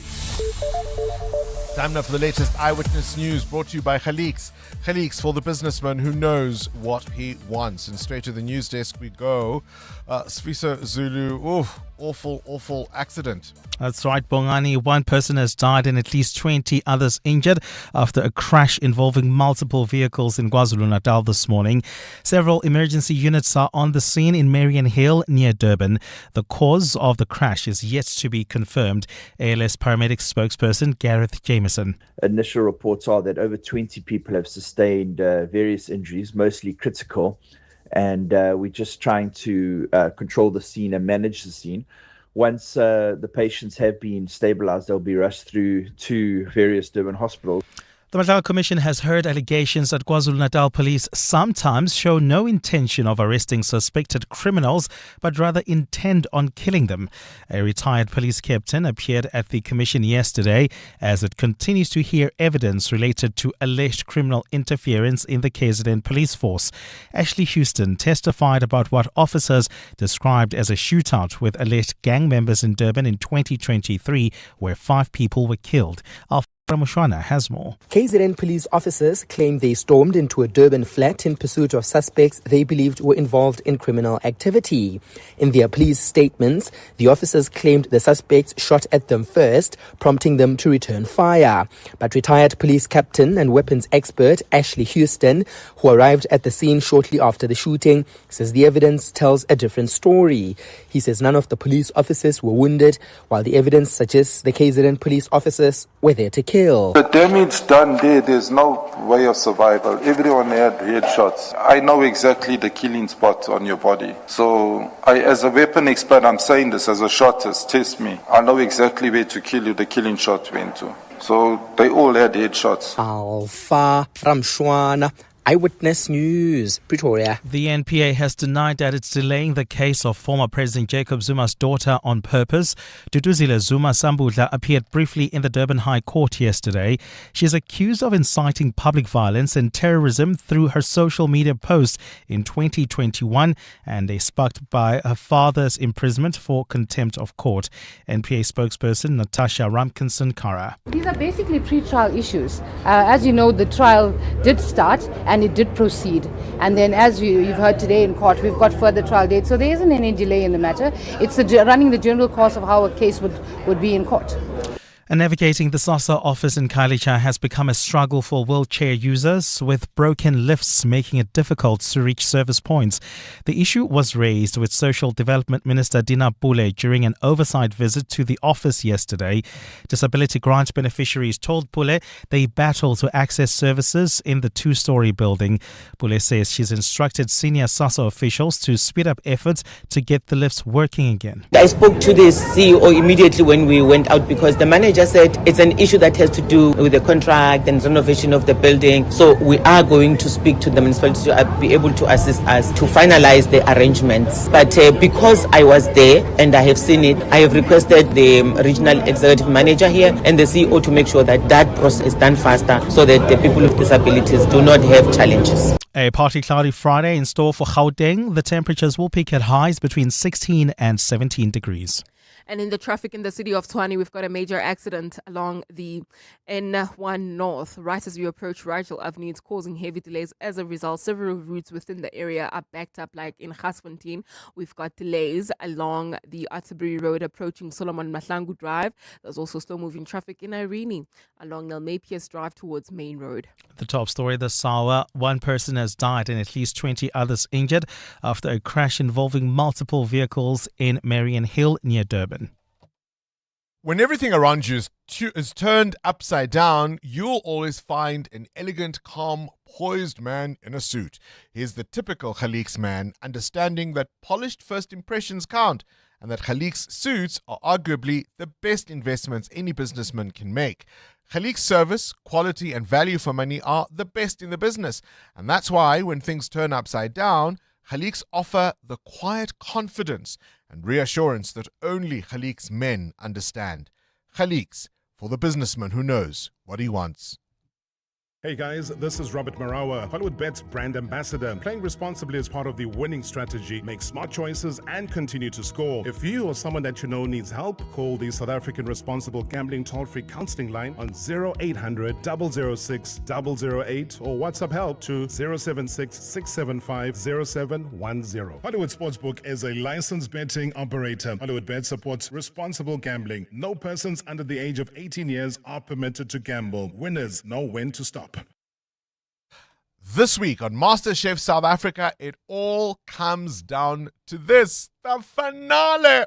Benji and Candace have battled through the season, taking on mystery boxes, black apron eliminations, white apron wins, pressure tests, guest chef challenges, and some of the most emotional moments of the competition.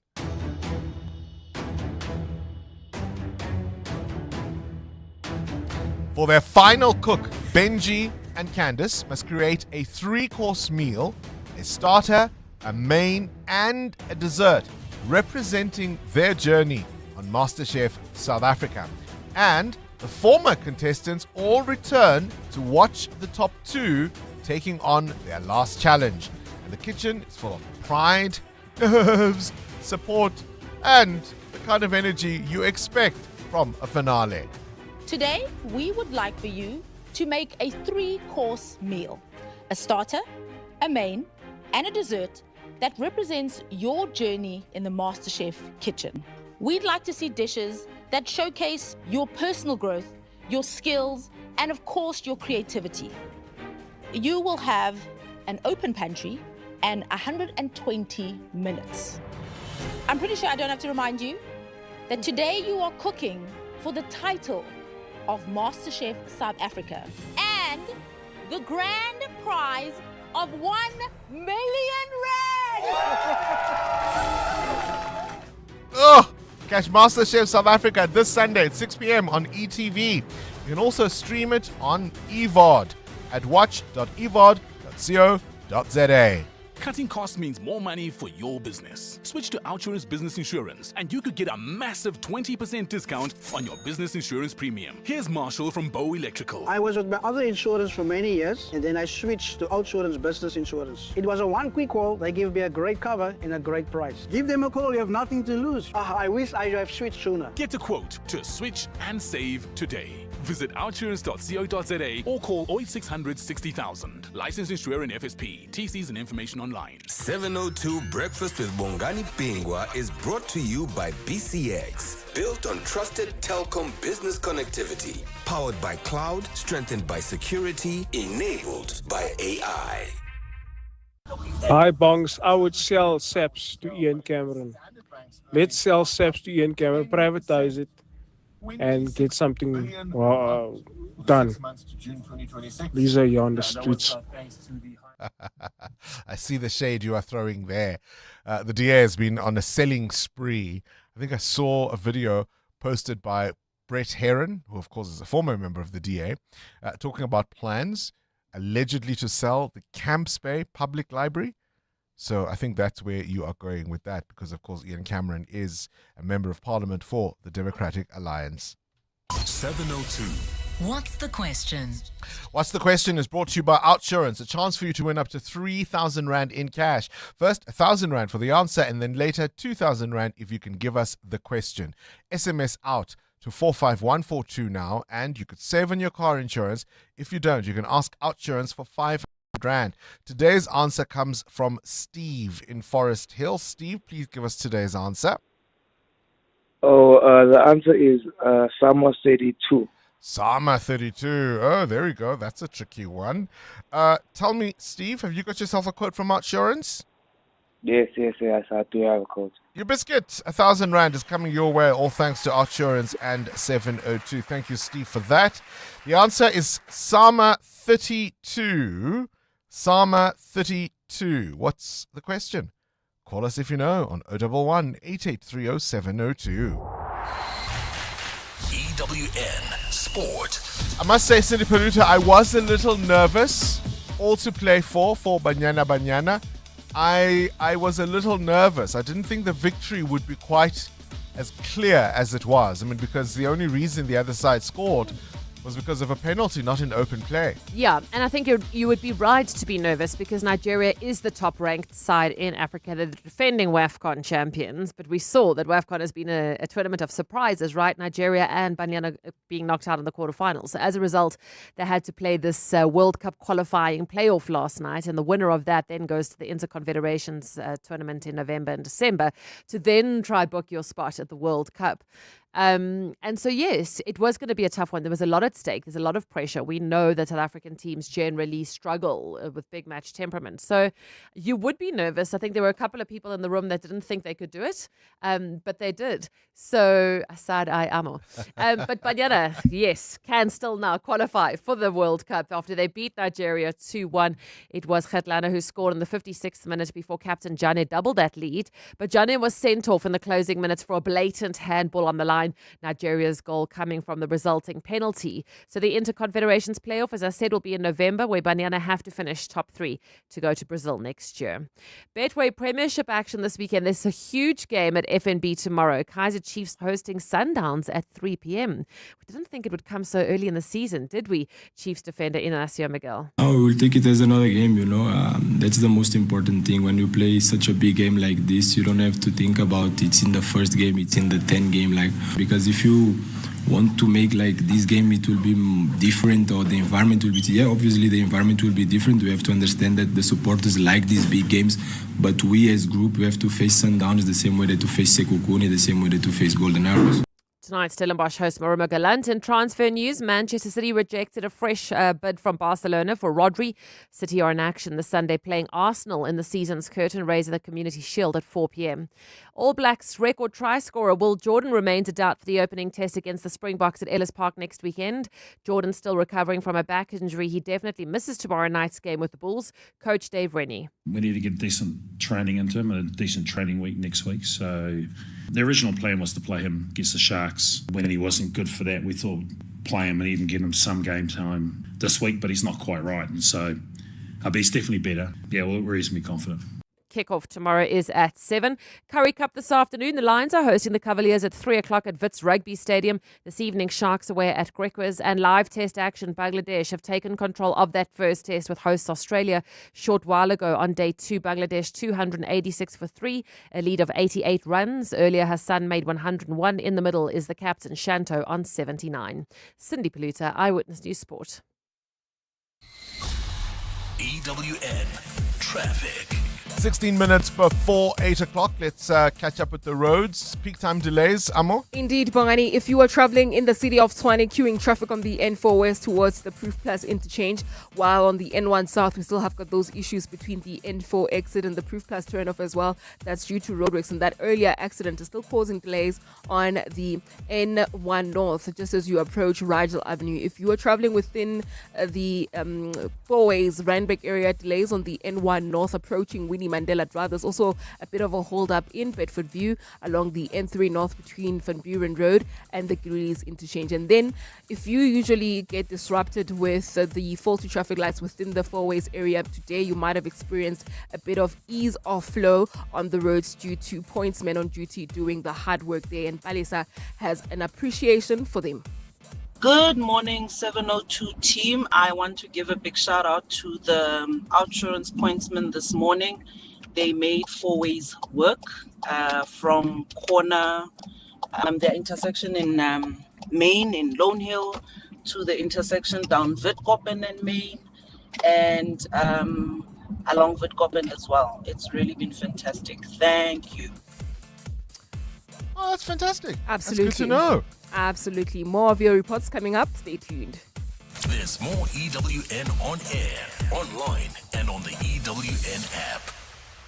There's important progress in health happening right here in South Africa. Local researchers are studying a promising TB vaccine candidate, M72, that could help prevent people from becoming seriously ill with the disease. And at the same time, initiatives like Coach Mpilo are supporting men living with HIV, helping them overcome stigma and stay on treatment through peer support and private chat guidance. It's South African science, innovation and community leadership contributing to the future of global health, supported by the Gates Foundation for over 25 years. Partners of human potential.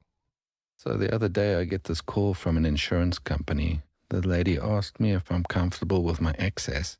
I said, excess? Well, according to my therapist, I'm apparently a little too comfortable. But sometimes you just need to make sure. You know what I mean? She just put down the phone. I don't get it. Don't get that insurance. Get Pineapple. It's easy to get and online. Pineapple FSP 48650 is underwritten by Omart Insure Limited, a licensed non-life insurer and authorized FSP. T's and C's apply. What's for dinner tonight, South Africa? Hiya, Jamie Oliver here. Dinner stress? Forget it. I've teamed up with Checkers to bring you some of my favourite recipes the whole family will love. Like my delicious chicken and mushroom stroganoff. Creamy, hearty and ready in 30. Easy peasy and delicious. Shop the ingredients on Checkers 6060 and boom, delivered in 60 minutes. Every week, 5 brand new dinner ideas. Checkers, dinner done better. 702. What's the question? For 2,000 Rand in cash, all thanks to Outsurance. Please tell me what's the question. The answer is Sama 32. Let's go to Nkuli. Nkuli, what's the question? Good morning. The question for today is, what is the name of the ceremony in which Oskido will be honored with 2 awards this coming Saturday at Sun City Super Bowl? Yes, indeed. A legend on the South African music scene, behind the sound of so many of the groups and bands and artists that you know. Nkuli, you walk away with 2,000 Rand in cash. All thanks to Outsurance and 702. Congratulations. And also, of course, congratulations to Oskido. To get my money off it. Hanky panky, molasses panky. Molasses panky. I rise like the phoenix. I rise. Talo sa fun wa pe ko so wo ma nbo. Talo sa fun wa pe ko so wo ma la ko.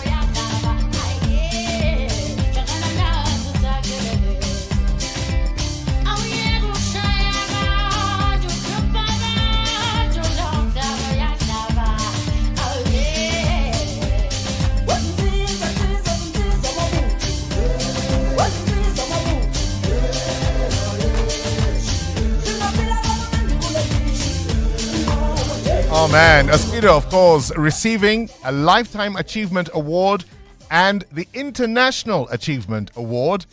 The founder of Kalawa Jazzmere, responsible for such artists as Boom Shaka, Bonga Muffin, and Mafigizolo.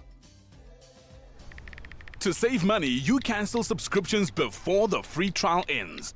So why not spend 10 minutes, get an OUTsurance car insurance quote like 34-year-old Pretty who saves 338 Rand.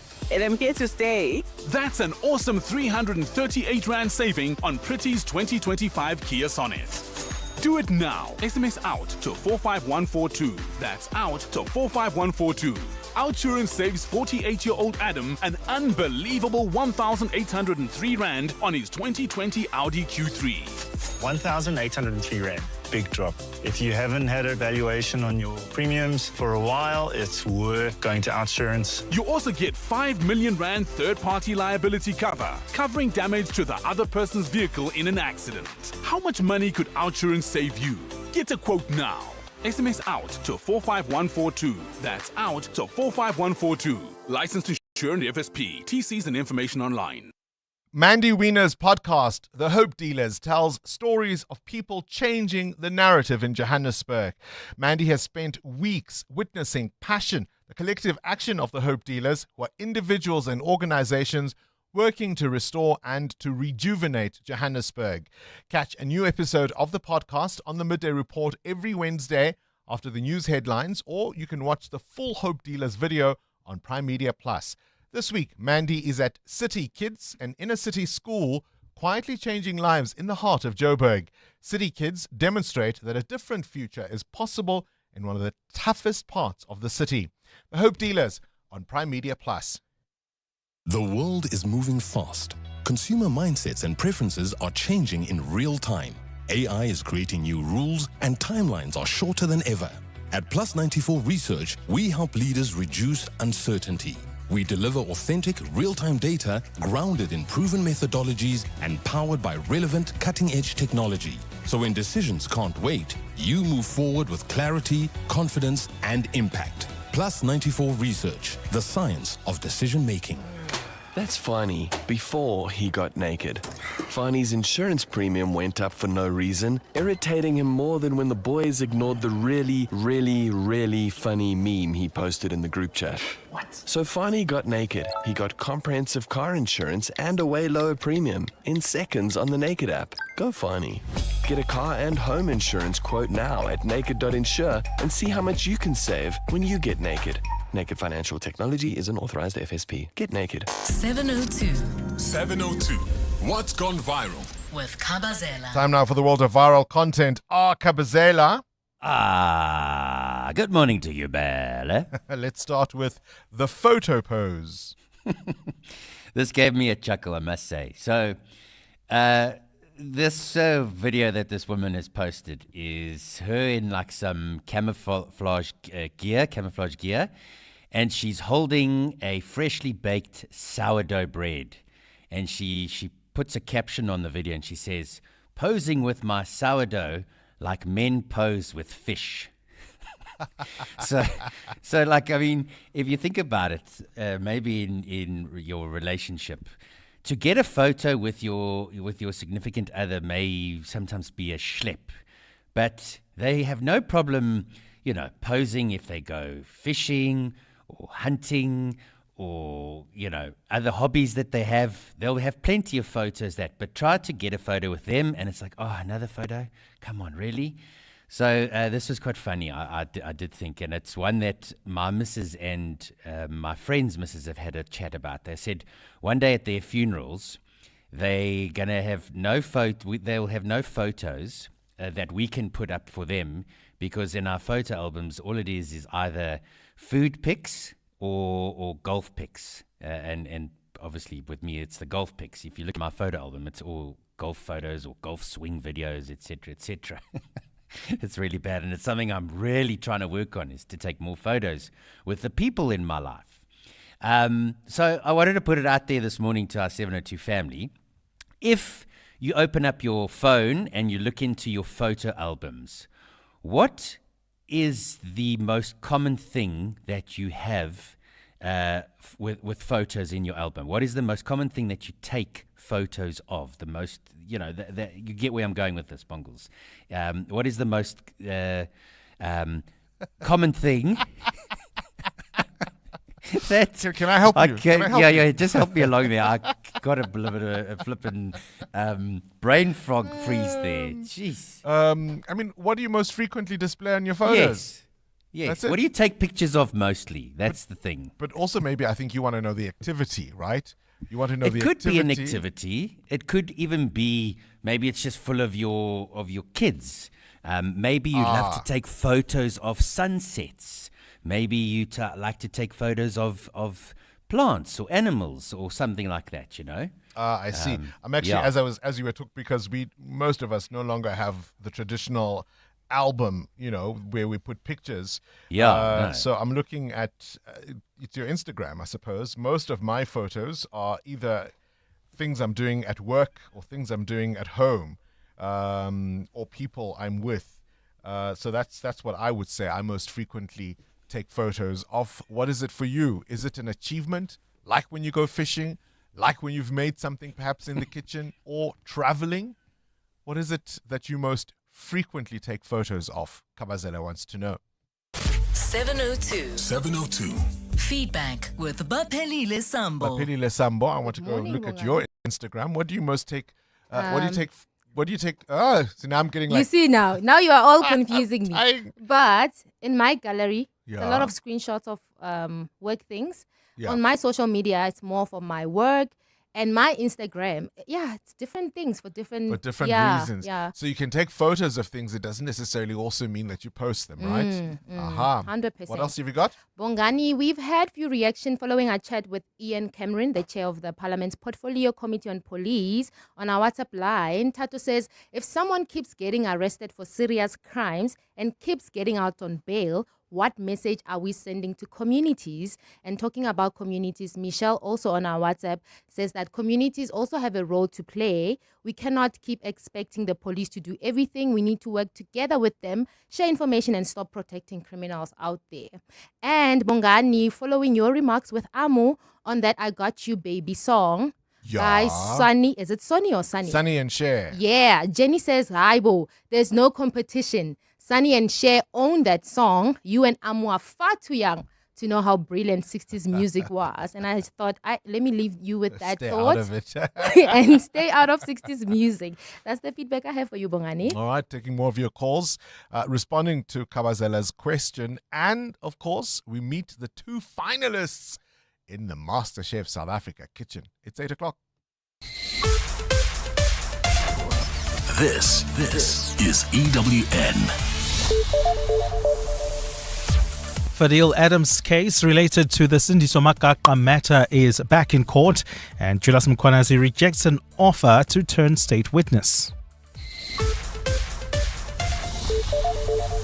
Good morning, I'm Sfiso Zulu. Suspended MP Fadil Adams is set to return to the Pinetown Magistrates Court today, where he is accused of fraud and defeating the ends of justice.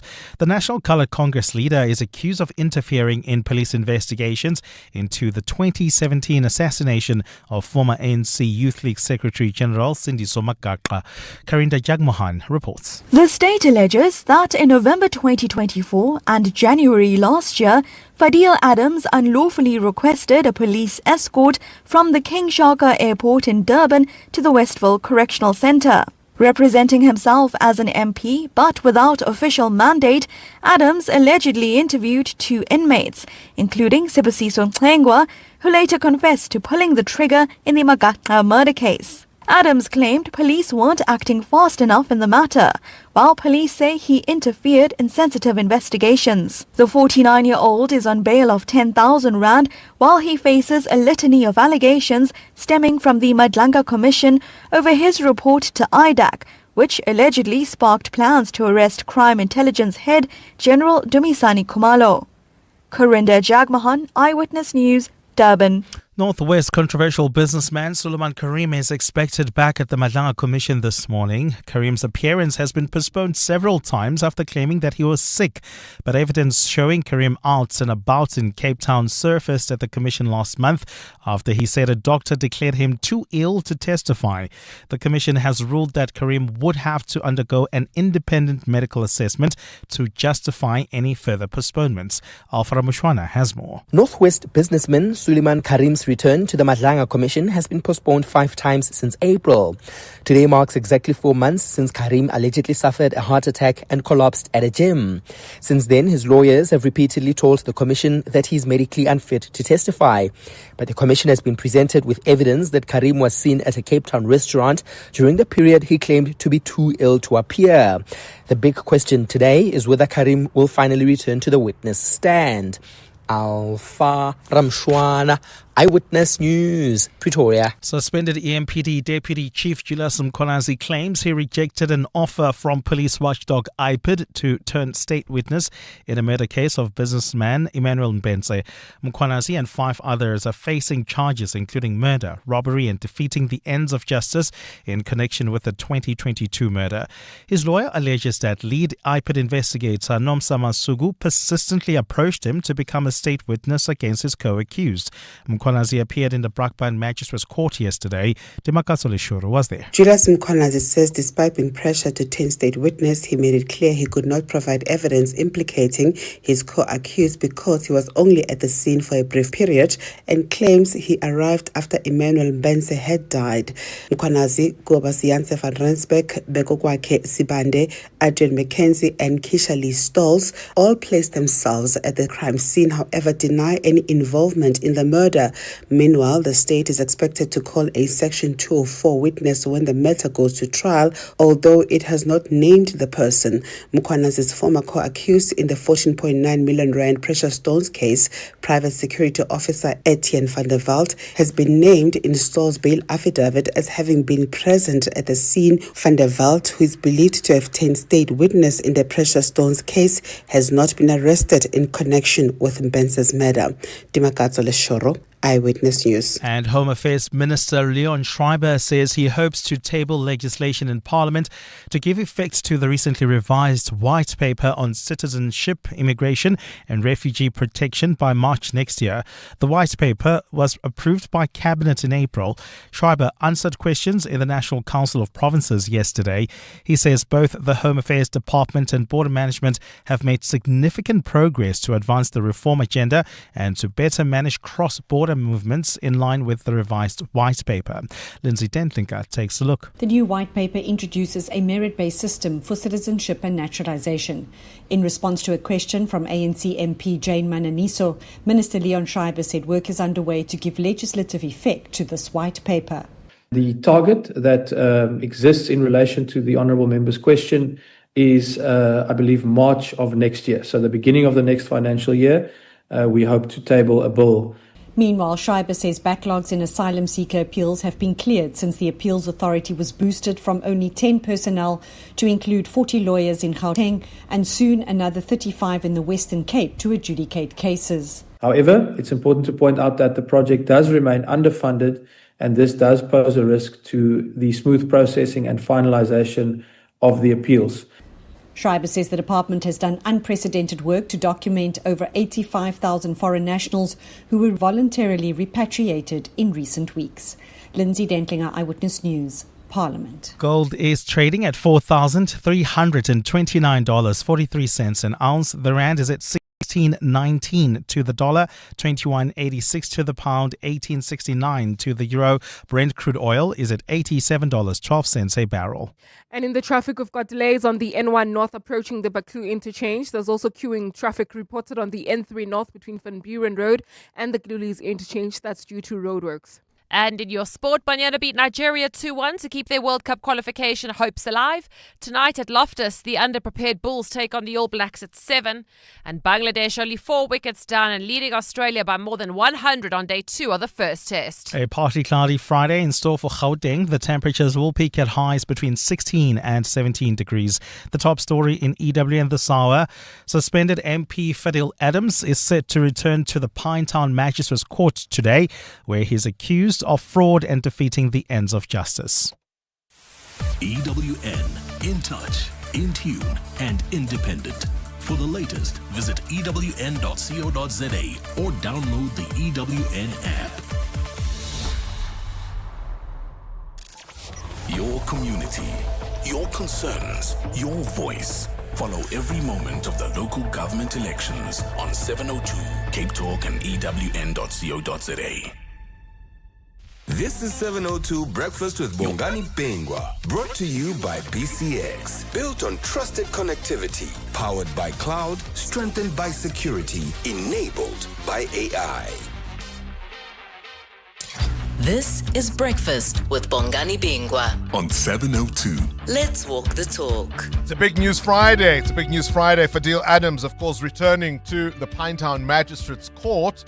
The suspended member of Parliament is facing accusations of fraud, defeating the ends of justice, particularly the charge of interfering in police investigations into the assassination of Sindiso Makakra. So the suspended member of Parliament back in court today. And as he returns to that Pinetown court, it's also going to be a very interesting day at the Madlanga Commission of Inquiry this morning. The controversial Northwest businessman Suleiman Karim, what explanation will he now give, having told the doctors, the commission through his doctors, I beg your pardon, that he was too ill to testify at the inquiry? How then will he explain that he was seen up and about, the very picture of health, in the Cape Town Central Business District on the very week that he could not testify at the commission? It's going to be really, really interesting. The other story, of course, we're keeping an eye on is what happens next at the top of FIFA. CAF has come out. President Patrice Motsepe, this is, of course, the Confederation of African Football president, telling Sky News that, hang on, for all those clamoring to get rid of Gianni Infantino, there should be processes. There are formal democratic processes through FIFA rather than external pressure. He says, let's vote. Let's see if you or he has the numbers. Accusations and challenges, of course. Follow Balogun, red card, Omar Artan being not allowed in the United States. Listen, I'm here. I've heard so many stories, about various issues. And be careful to pass judgment on anything. Everybody has a right to be heard. And let's have a hearing and a proper forum, a proceeding, a court, whatever it is, or a tribunal. And let's respect everybody is entitled to fair judgment, to fair treatment. Everybody should be heard out here, how they are part of that. Let everybody be heard. But it's about good governance, and that's not been happening yet. Non-negotiable. Yeah. Good governance is non-negotiable. All right. As you can hear, of course, he was speaking to a Sky News correspondent there, and they're obviously just outside the building. It was one of those practical doorstops. As you see, the CAF president throw a mic in his face, get some cameras, and speak to him. I mean, it's not a ringing endorsement of Infantino by any description, but it's certainly let's wait and see, let's follow process. But of course, as I said earlier, if you want to be the next guy in charge, that's exactly what you might say. You don't want to be seen as openly calling for his removal if you are the vice president.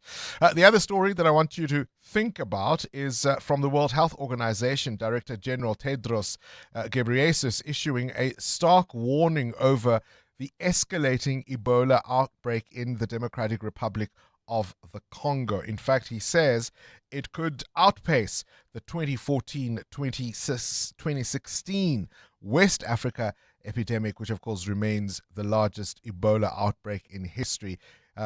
Ghebreyesus is saying this one could well surpass that. It's already the second biggest Ebola epidemic on record, and it's moving faster than any previous Ebola outbreak. At its current pace, it's on track to eclipse the West African Ebola outbreak of 2014 to 2016. Isn't that a worrying story? This is Breakfast with Bongani Bingwa on 702. Let's walk the talk. 12 after 8, Kabazela wants to know, what do you most frequently take photos of? Your camping trips, your fishing trips, yourself? In what situations? Maybe you want to show off your wardrobe. Maybe you want to show off your caps, your sneakers. I made the most fantastic lamb stew with a samp risotto last night. I'm always very proud to take photos of the things I cook in the kitchen. My mother and my sister were over, and, it was an impromptu visit, a surprise visit, and pulled out all the stops, and it was absolutely lovely. It tasted as good as it looked in the pictures, Mateo. Yeah, I was asking you about it earlier this It morning. made its impact, Amo. Mateo was saying, what did you make last night?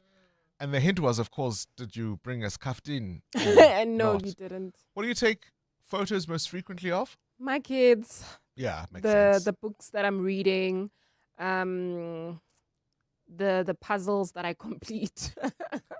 And if I'm taking a walk and I see a beautiful landscape of a garden or trees, especially in the winter, because that's when you less expect to see green and trees with flowers. And when that pops up in my view, then I just take a picture of it. Yeah. Okay, Mateo. I've also realized I take a lot of pictures but never really post them. I take a lot of pictures of my kids, my wife. Do you have a photo album? A good cut of me. No, I actually don't. I think that's a good idea. It's a good idea, and it's also a good idea to have a wall of fame. That's the other reason. I have a wall of fame in my house, memories over the years, places I've been to, people I've been with, and there has been some consternation amongst some nephews and nieces who are not on the wall. They've made requests. They've asked. In Kabazela and Bongani, for me, the most frequent thing in my photos is beer, holding a beer. Most of my photos, I think 95% of them. Thank you, Chablan from Whiteville. My photo album, full of an 8-year-old kid. And also screen grabs of stuff I see on Facebook that I think I'm going to go and catch up on later. Hi, Bongani and the team. Lerato here from Boxback. In my gallery, it's a photo of food. I'm such a foodie. I love visiting different restaurants and trying the different cuisine. Mind you, I'm vegetarian, so I get so excited visiting a restaurant that can serve me. So I love the aesthetics and the vibe in restaurants. So I take a lot of pictures in restaurants. So yeah, it's full of pictures of food and me having to dress up for the restaurants. Good morning to you, Bele and Kabazela.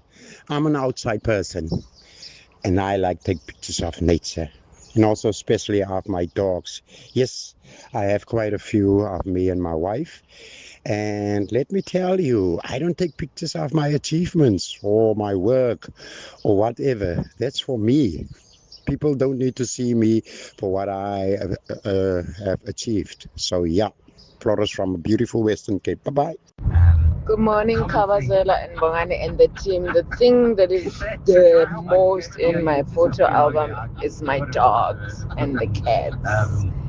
Yes, I have photos of my husband and myself, but most is the dogs and the cats. Hi, good morning, Bongs and Kabazela. Tammy from Pretoria. Yeah, Kabazela is all right. I've got lots of pictures with me running. and my selfie running pictures. But now and then I do try to take pictures of my daughter when she's doing some activities like sports and stuff. But yeah, the album is full of those running pictures, just like Kabazela in his golf. Please help Kabazela there, Bongani. How normally you always jump in first to assist him, but you left him on his own today. Have a good Friday, guys. Sometimes it's nice to know that the English bundles run out for everyone, right? They don't just run out for me. Yeah, he's a big boy. He can handle it. Lawrence, you are in Limpopo. We're talking about what do you see most often in people's galleries? And for you, that would be? That would be my grandchildren, Bonks. Oh, how old are they? 12, 7, 5, and 3. You are that doting granddad. May I ask how old you are? I'm 63, and I've been put their faces on tattooed their faces on my lower leg. Oh my word! Okay. Yeah, you can actually. I take pictures of them every time. You can actually see them growing on pictures. That's lovely. That's lovely. Oh, Yeah. fantastic stuff. Even has them tattooed on his leg. What a grandfather, hey? Are we gonna be those kind of cool grandpapas? We have to be. We have to be. What's a cool gogo, Amo? I think one that likes to spend time with their grandchildren and they're not a burden, Doing things that the kids actually want to do. Yes, yeah. Would you be a tattooed gogo? Obviously, come on. It's a How is it no-brainer for obvious? me because I love kids. Okay. Yeah. Tattooed gogos. And I'm a cool person, so I can see that happening.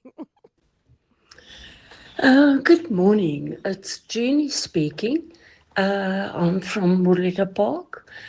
The pictures that I take always is nature and the reserve that we work in. It's so beautiful. And so many people just walk past all this beauty. But we've worked there for long now and we've seen the most beautiful, beautiful places. And I always take pictures. Love it. Thanks, 702. Indeed. Send us more of your WhatsApp voice notes. The pictures that you most frequently take. Let's talk. We're listening. Bongo 72 lenders, good morning. Happy Friday. Yeah, the friendship issue. I had a friend for life. The reason I don't have best friend now is because of that very same friendship. So I needed her so much. I think it was in 2017 where I really, really needed her. She was the first person I called when I needed help. And we had that relationship where even our kids grew up together. We would sleep in each other's houses. We were like family, if I may say so. And she just did not show some effort. She did not even. And I thought to myself, reciprocation is very important. And we've been speaking about this. And Shem, I thought to myself, I'm not going to go forward with this relationship. I had to cut her off completely. Socials, I don't even know where she is. My kids complained and everything else. But you know what? Values for me do stand. Thanks, guys, for a great show. Shadi, Kempton Park. We were talking a little earlier, of course, about friendships that are lost. Our culture, I think, doesn't quite give as much attention to that kind of grief and loss as it does perhaps when relationships end. And yet friendships at times are as meaningful, if not even more. EWN Traffic. Now, this EWN Traffic is brought to you by Outsurance. SMS out to 45142 now, and you could save on your car insurance. If you don't, ask them for 500 Rand. Amu? Well, Bongani, we've got delays on the N1 North in the Sunning Hill area heading towards the Baku interchange. There's also queuing traffic on the N3 North between Van Buren Road and the Gilulis interchange while traveling on the N1 North in the city of Tshwane. That accident is still there. Unfortunately, it's causing delays coming out of the Flying Saucer interchange. And there's also a bit of a backup on the N14 North. This is between Euphus Road and the Fountains Valley Circle. More updates coming up. Stay tuned. There's more EWN on air, online, and on the EWN app. The Outsurance Pointsman can't help you pick the perfect Women's Day gift for your partner, but they can get the traffic flowing smoothly so you can arrive on time for date night. The Outsurance pointsmen are real heroes in green and purple, easing traffic congestion, making our lives easier for almost 21 years. Just another way you always get something out. In proud partnership with 702, show them some love online using hashtag pointsmanlove. Outsurance is a licensed insurer and FSP. 702, The World View with Adam Gilchrist. Catch up now with news from elsewhere in the world. A very good morning to you, Adam. Let's start with President Putin making Japan quite angry. I'll say, yeah, he's made a trip, Vladimir Putin, to the disputed Kuril Islands in the Pacific, and he's stirred up a hornet's nest in the process. It's an interesting bunch of islands. It's an archipelago. It's not often you get to use that word.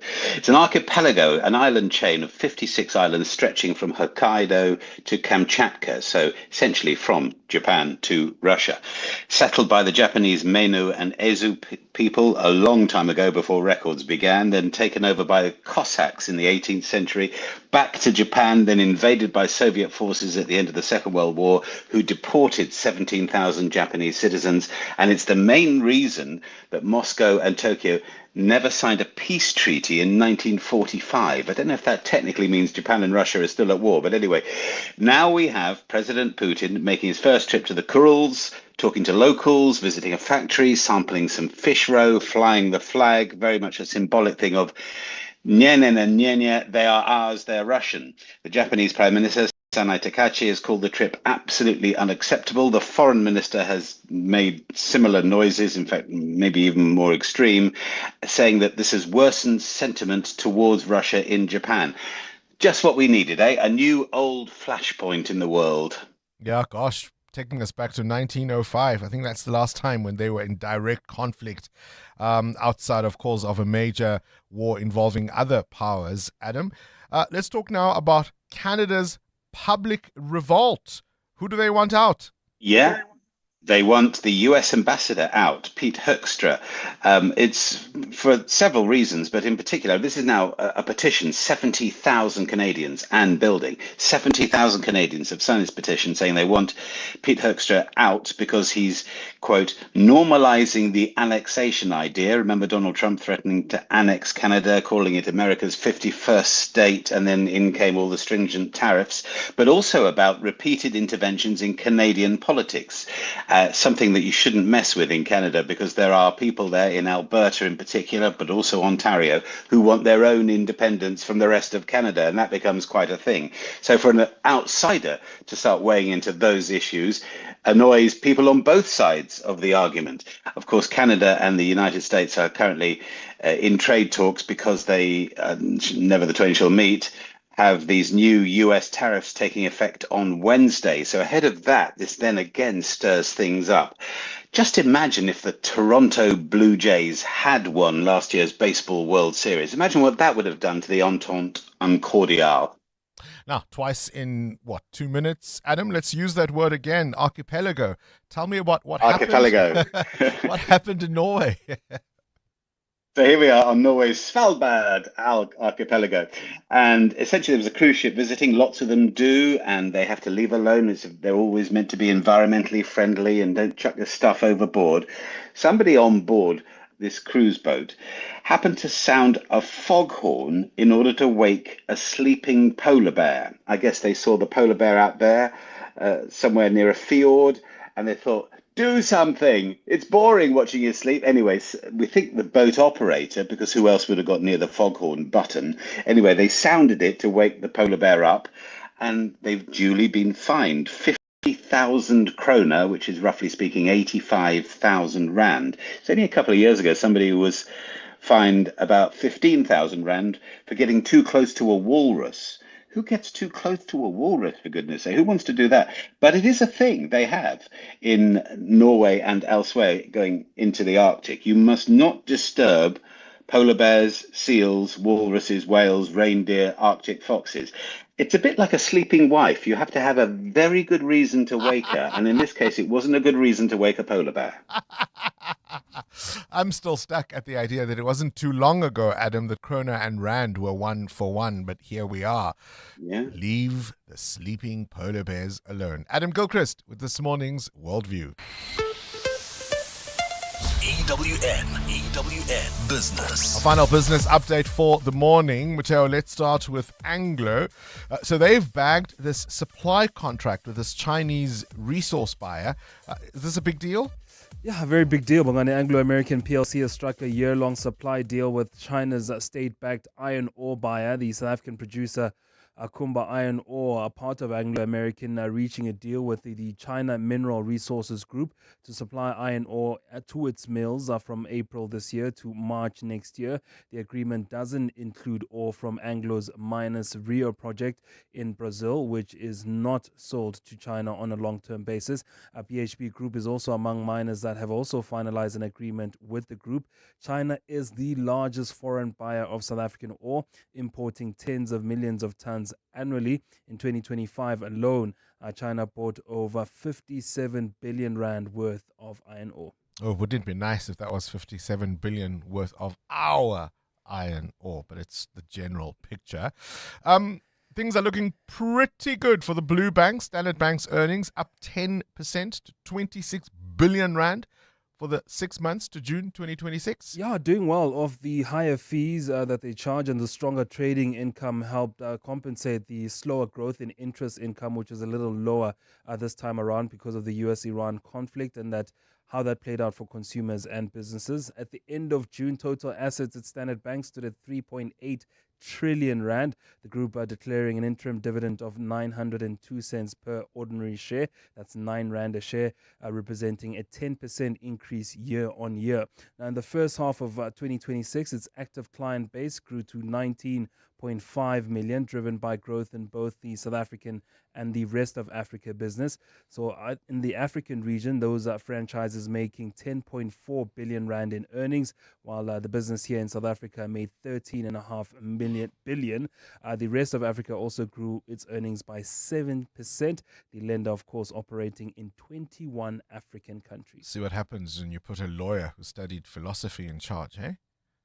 Broad picture of the markets? Earnings, Bongani. In the US, the S&P 500 hitting an all-time high at over 7,800 points on Thursday. The tech and communication services sectors on the New York Stock Exchange were among the biggest winners in the index, rising roughly 1% each. Never seen before. Records never seen before. We'll be reminded very soon. Yeah. In Asia this morning, Japan's Nikkei up 0.5%, while the Topix rose 0.5% as well. Hong Kong's Hang Seng Index was down close to 1%. In mainland China, markets there a little lower. It was the same in Australia for the benchmark S&P 200, down close to 1% as well. Back home, markets were also quite weak for the JSE, and that's because mining shares were down 3% yesterday, dragging down the local JSE. Pan-African Resources down 6.9%, Valterra down 4.7%, Kumba down 3.5%, Tongela was down 2.9% as well. But major wins for Grindrod, up 8%, and a lot of love for a lot of retailers yesterday. Truworths was up yesterday, the Foschini Group up 4%, Mr. Price up 3%, Woolies enjoying gains of more than 2%. The rand at this hour, 16 rand 20 against the US dollar, 18 rand 69 against the euro, and 21 rand 87 cents against the British pound. Price of gold is flat this morning, $4,332 an ounce, while platinum is also lower at $1,724. Brent crude also creeping towards that $90 mark, up 1.5% this morning at $87 a barrel. Stephen Krotis with the wrap of the week in business later this afternoon. Up next, who will face triumph? Who will get defeat? The two contestants remaining in the MasterChef kitchen, Benji and Candice, join us in the next half an hour. In the meantime, Sfisa Zulu, what are you cooking? Well, Bongani, not much cooking here, but emergency services are at the scene of a crash where one person has died and 20 others injured in Marion Hill near Durban. Paramedics say multiple vehicles are involved. The cause of the crash is yet to be confirmed. ALS paramedic spokesperson Gareth Jameson. Initial reports are that over 20 people have sustained various injuries, mostly critical, and we're just trying to control the scene and manage the scene. Once the patients have been stabilized, they'll be rushed through to various Durban hospitals. The DA has warned that the ad hoc committee investigating police corruption can rely on hearsay and conjecture when it makes findings against implicated people. But chairperson Soviet Likhanyane says the committee fears becoming a joke among South Africans should it fail to make proper findings. Likhanyane said where people have done wrong, the committee's report must be clear in holding them accountable. Babalondense has more. DA Chief Whip Gladys Breitenbach yesterday warned that the committee has no power to decide on the guilt or innocence of anyone implicated. We've also pleaded, Chair, that we do not spend time weighing up and making findings based on conjecture, hearsay evidence, wild flights of fantasy. But Chairperson Soviet Likhanyane says while the committee must work within the law, its report must be clear in its findings if it's to be taken seriously. The committee is currently discussing its fourth draft report after parties expressed their unhappiness with the previous drafts that made no adverse findings against anyone. This committee cannot become a joke. Where wrongs have been made or committed, the committee must come out very clearly and unambiguously and say there was a wrong here. The committee has until the 11th of September to conclude its work after being granted another extension. Babalondense, Eyewitness News, Parliament. The NPA has denied that it's delaying the case of former President Jacob Zuma's daughter on purpose. Duduzile Zuma Sambudla appeared briefly in the Durban High Court yesterday. She is accused of inciting public violence and terrorism through her social media posts in 2021, sparked by her father's imprisonment for contempt of court. NPA spokesperson Natasha Ramkinson-Kara. These are basically pre-trial issues. As you know, the trial did start and it did proceed. And then as you've heard today in court, we've got further trial dates. So there isn't any delay in the matter. It's running the general course of how a case would be in court. And prosecutors focus on phone calls made from prison in days leading up to the attempted murder of attorney William Booth in the Nafees Modak trial.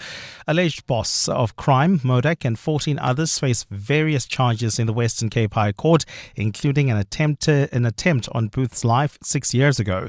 Prosecutors yesterday continued questioning accused 4, Taufik Brown, about his alleged involvement in the shooting. Carlo Peterson has more. Prosecutor Blaine Lazarus presented cell phone records showing Taufik Brown contacted his wife Kota Brown and co-accused Ziad Pool more than 20 times between the 3rd and the 9th of April 2020. The state alleges Pool helped arrange the getaway vehicle used in the shooting, while Kota Brown previously admitted her involvement in a plea agreement. However, Brown insists he cannot remember what was discussed in the calls. What was that conversation about which you had to stay in the middle? And it seems like relay what the one is telling the other. What was that about? I can't remember. The cross-examination is set to proceed on Monday. Carlo Peterson, Eyewitness News. A partly cloudy Friday in store for Gauteng. The temperatures will peak at highs between 16 and 17 degrees. And in the traffic, we've got delays on the N1 North approaching the Bakru interchange. That's due to roadworks. And then if you're traveling on the N3 North, more delays just as you approach the Gilulis interchange. That's due to roadworks. The top story this hour, emergency services are at the scene of a crash where one person has died and 20 others injured in Marion Hill near Durban. Cloud adoption is no longer the differentiator. Business value is. Today's leading organizations need more than technology platforms. They need better visibility, faster decision-making, and the agility to respond to change. BCX connects cloud, cybersecurity, managed services, AI, and trusted telecom business connectivity into one intelligent ecosystem that helps organizations improve operational performance, strengthen resilience, and create measurable business outcomes. BCX, connected multi-cloud, intelligent business. BCX enables businesses. Visit bcx.co.za. You hear that? That's the sound of business execution finally visible. No more chasing people and reports, no more disconnected systems, no more guessing if our business is performing or not. iStratGo connects strategy, people, performance, and day-to-day work into one clear software platform so leaders can see what's working, what's not, and where to focus. Because when execution is visible, everything runs better. Book a demo on istratgo.com. istratgo.com. That's Kefense, before she got naked. Kefense's premium went up twice last year, and she was more confused than when her ex said, I need to find myself, and then found somebody else. So Kefense got naked. She got comprehensive car insurance and a way lower premium in seconds on the Naked app. Good for you, Kefense. Get a car and home insurance quote now at naked.insure and see how much you can save when you get naked. Naked Financial Technology is an authorized FSP. Get naked. 702. WhatsApp Bongani on 072 702 1702. Yeah, good morning, Bongani and the team. Yes, I'm also a granddad. Hey, ay. My grandchildren, yes, I take pictures of them every day. A boy and a girl. Yes, the girl is 11-year-old and the boy 7 years old. You know, a grandchild, I just realized now it's like your firstborn. Eh? That enthusiasm when you had your firstborn, it's the same as you have your first grandchild. Now they are two now. I take pictures of them every day. I'm no longer, any other person is no longer important than these two, eh? Thank you. I have a million photos of my beautiful, fluffy, grey Norwegian forest cat, a rescue. He is the most beautiful thing in the whole world. And I take photos of him daily.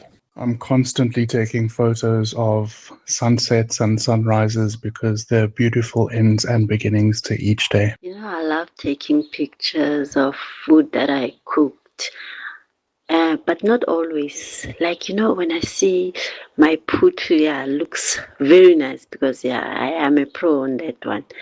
Or fat cakes or some sconsignana that I will take pictures. But restaurant food, I'm too shy. I like, I don't know, maybe one day I'll get guts to do that. I just don't see myself going out with Amo or Bongani, and then the next thing I'm taking pictures at the restaurant of restaurant food. I love the voice note about sunsets and sunrises, the end and start of the day. Poor grandpa. he says your firstborn grandchild is like your firstborn child. And now there's two of them he's got to deal with. What do you most frequently take pictures of? That's what Kabazela wants to know. EWN Sport. Take pictures of the dogs, Cindy? So many of the dogs. As you said, what do you frequently take thought of the dogs. of? And also, I went through a phase of a lot of sunsets. If the sunset's really beautiful wherever I am. But the pictures on the phone never do it justice, but definitely the dogs. The dog's sleeping, the dog's looking cute, the dog's sitting on a rug. And do you ever hang some of those pictures? I mean, do you ever get them printed and hang them on your walls? Yeah, we recently printed a whole lot and hung them in different sizes and whatever on one particular wall. Yeah, but it would feel weird. I don't know why. It feels weird to put a picture of the dog on the wall, but there's pictures of us. So maybe the dog's wondering I should actually I've go got a home. couple of pictures. Let me go home and apologize to the dogs and put them on the walls. Actually, that's right, because it's also their home. Shame, and they don't have the hands to do it. Right. Talking of pictures, we'll certainly take pictures of Banyana if they make it to the World Cup, eh? Absolutely, and they've kept those World Cup qualifying hopes alive with a 2-1 win over Nigeria. Second half goals from Khetlana and Jane. Nigeria's goals scored from a penalty and stoppage time resulting from Jane's handball. Banyana will play the Inter-Confederations playoffs in November and December. Must finish top 3 to go to Brazil. Well, big premiership battle at the FNB Stadium tomorrow afternoon with the league leaders Kaizer Chiefs host Sundowns at 3 p.m. Chiefs midfielder Asanele Velebai. First of all, we're playing against African champions, so I can imagine how tough that is going to be. But obviously, we go to this game with the confidence from our last game, winning our last game. So I would say the confidence is high, the mentality is right, because we know what is required. I'm watching a lot of the Chiefs supporters with a bit of a wry smile. I saw someone on Yes. TikTok yesterday. He had obviously done it sort of green screen. He had the log table behind him, and he was standing and saying, "Hello from the top. What is it like down there? Wow. I'm here at the top." And I just thought, So early. shame, man. Yeah. But also shame. There's a couple of Orlando Pirates fans who took exception to the fact that I called Kaiser Chiefs league leaders right now. As I said, the league leaders welcome. They right? are. But am I speaking any non-truth? Nope. Amo? Nope. Anyway, tonight, Stellenbosch are playing Marumakalant. In transfer news, Manchester City rejected Barcelona's fresh bid for Rodri. City in action this Sunday, playing defending champions Arsenal in the season's curtain raiser, the Community Shield. That's at 4 p.m. News just in from the Bulls camp. Springboks Ulrich Lowe and Johan Grobler have been drafted into the squad for tomorrow night's match against the All Blacks. They'll play off the bench as haven't had a single training session with the team. The All Blacks won't have record try scorer Will Jordan as he recovers from a back injury. Coach Dave Rennie getting closer to finalising his side for next weekend's first test with the Springboks at Ellis Park. We've already got a group of guys in mind, but there's a number of spots where performances this weekend could tilt, our thinking. So we think it's a really good side. We thought it was a good side the last couple of games as well. The Currie Cup this afternoon, the Lions are hosting the Cavaliers at Wits Rugby Stadium at 3 p.m, followed by the Sharks away at Griquas. Live test cricket, Bangladesh still in control on day 2 of that first test with the hosts Australia. Bangladesh are 322 for 6, a lead of 124. Earlier, Hassan made 101, Shanto went for 84. In golf at the Danish Open, South African Brandon Stone is 1 off the pace. He's 6 under after the first round. And in tennis, Iga Swiatek won the Canadian Open. She beat second seed Elena Rybakina 6-2 and 6-3. Cindy Paluta, Eyewitness News Sport. EWN Traffic. Catch up with the roads, a final wrap of the morning's traffic, Amu. Well, Bongani, we do have delays on the N3 North right as you approach the Gululis interchange. Roadworks are causing these delays. Please be on the lookout there. Then, of course, if you're traveling in Sunny Hill, more delays approaching the Baklu interchange. That's on the N1 North. More updates at the top of the hour. Stay tuned. There's more EWN on air, online, and on the EWN app. Remember the first time your soul felt alive, or the last time music moved you so deeply you didn't want it to end? Well, that feeling is calling you back. You're officially invited to come experience soulful performances from global icons Kamasi Washington, Temba and Africa Mkhize, Nubia Garcia, Ibrahim Malouf, Judith Sepuma, Angelique Kijo, Ndabo Zulu, Melanie Skoltz, Floetry, Tandiswa Mazwai, and 40 world-class acts. 4 incredible stages at the Sandton Convention Center. 1 unforgettable experience, the Standard Bank Joy of Jazz, the 25th and 26th of December. Jazz Reignited. Get your weekend pass now via Ticketmaster. That's Liesel, before she got naked. Liesel checked her insurance premium and got angrier than the time a teenager called her Tani. So Liesel got naked and got comprehensive car insurance and a way lower premium in seconds, all on the Naked app. There we go, Liesel. Get a car and home insurance quote now at naked.insure and see how much you can save when you get naked. Naked Financial Technology is an authorized FSP. Get naked. You're listening to 702 Breakfast with Bongani Bingwa. Brought to you by BCX. Technology that helps organizations move forward. Good morning, Bongani. Mazanga Commission makes ad hoc committee looks like an animation. They are still bickering about the report. They will only report. They are still bickering about who was supposed to testify, who was prevented to testify, whether Cyril Ramaphosa's statement was enough or not enough. They're still arguing. While Mazanga Commission is almost in a 3rd report now, and is still continuing and is still going strong. Those ones haven't even produced 1 report. They're still making noise. The politicians, people you elect, people you're forcing us to elect, and say, go and vote. If you don't vote, don't complain. To vote for those idiots. The honorable members. They're still bickering about who was supposed to be there, why did they do this, who was not called, and stuff like that. While Madlanga is continuing, it makes an ad hoc committee looks like an animation, and it's our taxpayers' money. Yeah. I think you've got to be a bit more fair to the politicians. They have a very different mandate, role, really, in terms of what they're investigating and how they're going about it. And they're actually at an advanced stage because now they have to write their report, or at least, tell us what their findings were. And that's what they're debating. And I think that's par for the course. Of course, as you get to a stage where you have to produce a report about the process that you followed, you would be looking back and trying to figure out, did we do all the right things? Did we cross all our T's, dot all our I's? I think that's where they find themselves. I don't think it's a waste of time at all, because the credibility of their findings are going to depend very much on how they iron out all those little niggles that remain in terms of the processes they follow. I think, if anything, you might even argue they're being thorough about it. Our politicians do enough on their own for us not to target them unnecessarily. Hi, Bongs, 702 lenders. With regards to friendships, yeah, man, I'm still heartbroken to a friendship I have lost. Still today, I do not know why, how it happened, but yeah, I reached out to my friend and he was like, me, I don't need you guys in my life.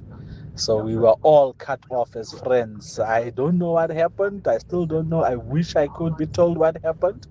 But yeah, that's my body for life, man. Yeah. Klar. Coming up on the Clement Manyatela Show on 702. All right, it's 30 minutes before the start of the Clement Manyatela Show, and it's the Friday edition of the Clement Manyatela Show, which we always look forward to. Clement, today is going to be a big day at Madlanga. I'm just curious how Karim is going to explain what happened. Is he coming? You don't think he'll be there? He's expected. He was expected the last two times.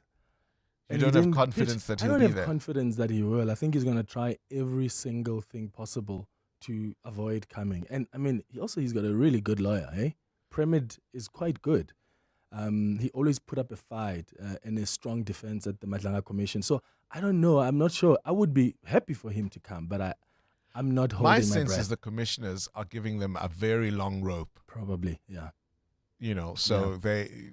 I mean, yeah, of course, he's got really good representation, but there's a part of me that thinks they want to make sure that they bend over backwards to accommodate even the most unreasonable requests. Yeah. So that when the whippy comes, then it's justified. So that's what we're going to do. We'll pay close attention to what's happening at the Madlanga Commission. Is he finally going to appear? And how frail is he? Because the picture they've given us is that this person is not doing well at all. And yet he was shopping or at a restaurant in Cape Town. How very Shabir Sheikh of him. Yeah.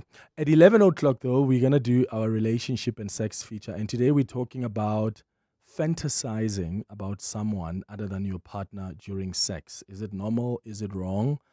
How do you navigate that with your partner?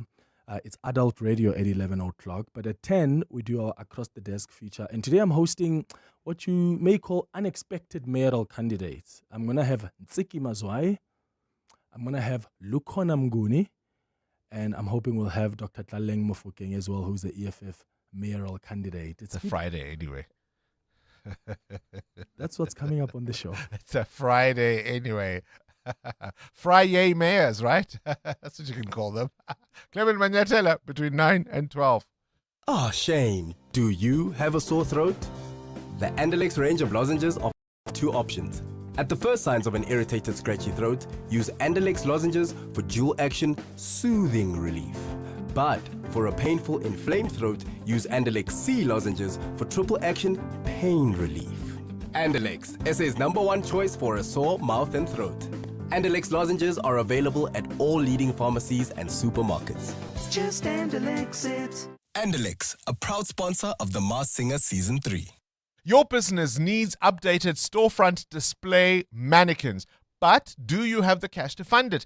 Before you compromise on the core items your business needs, Have you looked at saving on your business insurance? Switch to OUTsurance Business Insurance and you could get a massive 20% discount on your business insurance premium.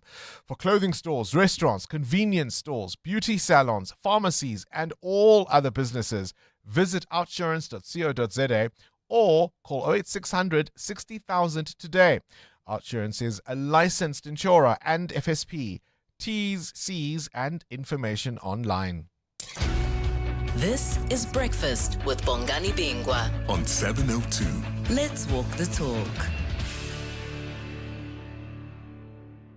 9 minutes to 9 o'clock.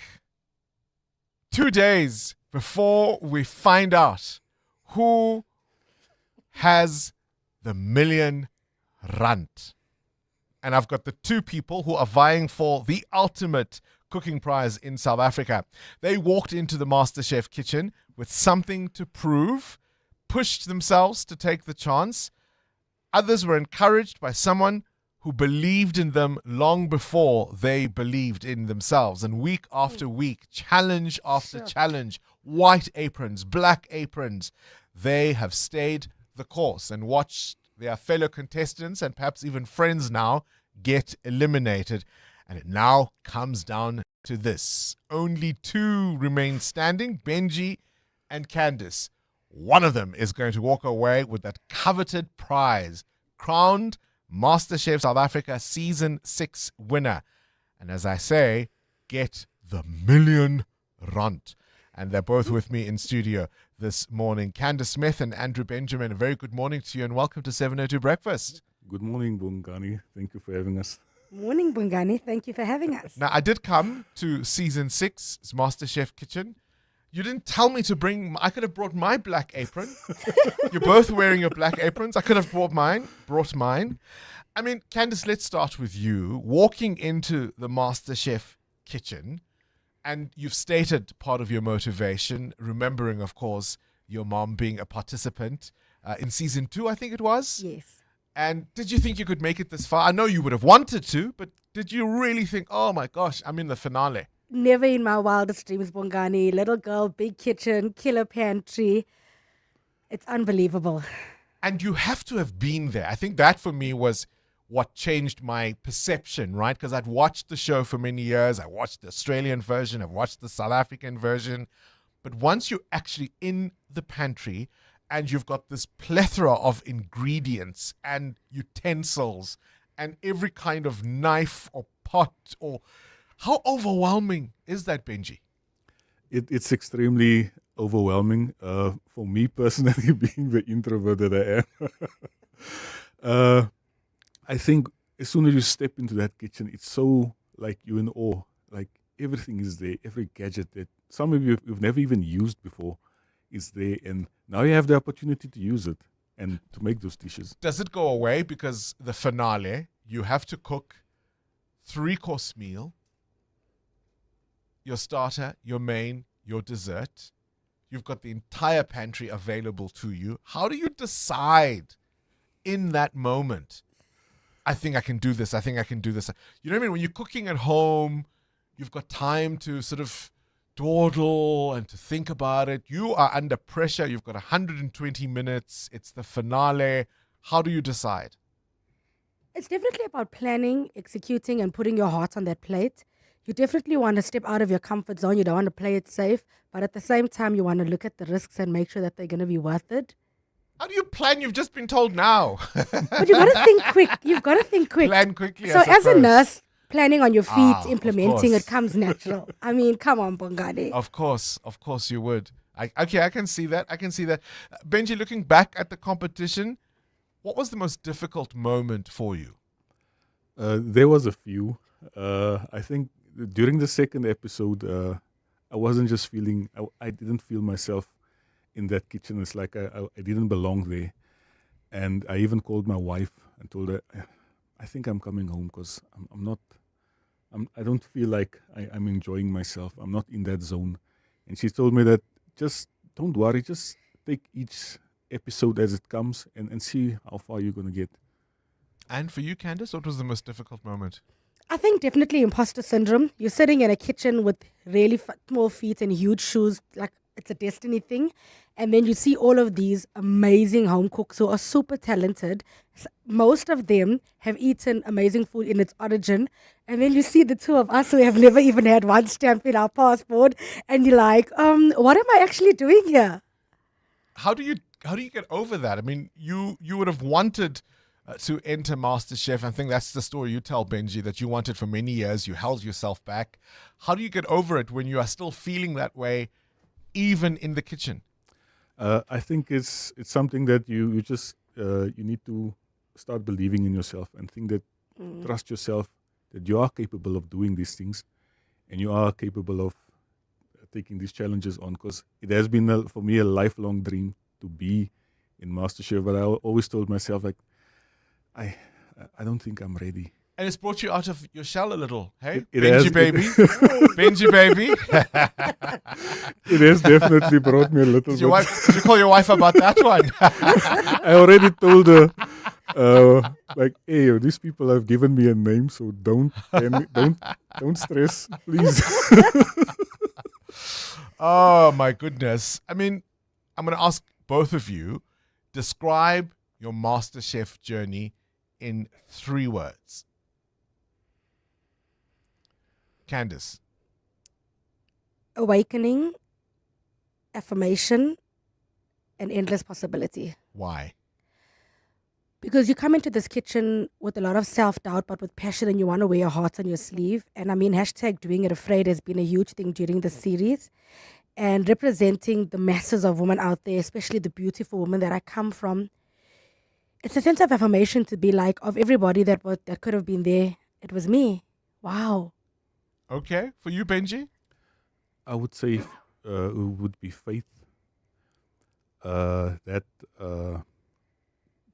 then motivation. Okay. And also like family. It's one of those things that one of the reasons I'm here, to show my kids that it is possible to reach your dreams. I'm going to do something a little fun with the two of you, with some game show music. We call this rapid fire. We want to ask you questions quick as you can, with no planning, Candice, without doubt, without hesitation. So ladies first. So I'll ask the question. You will answer first, and then Benji will follow. Here we go. KG, let's have our game show music. Candice, sweet or savory? Both. Candice, sweet or savory? Sweet. Benji, cooking at home or cooking in the MasterChef kitchen? Cooking at home. Candice, dessert or starter? Dessert. Benji, pressure test or mystery box?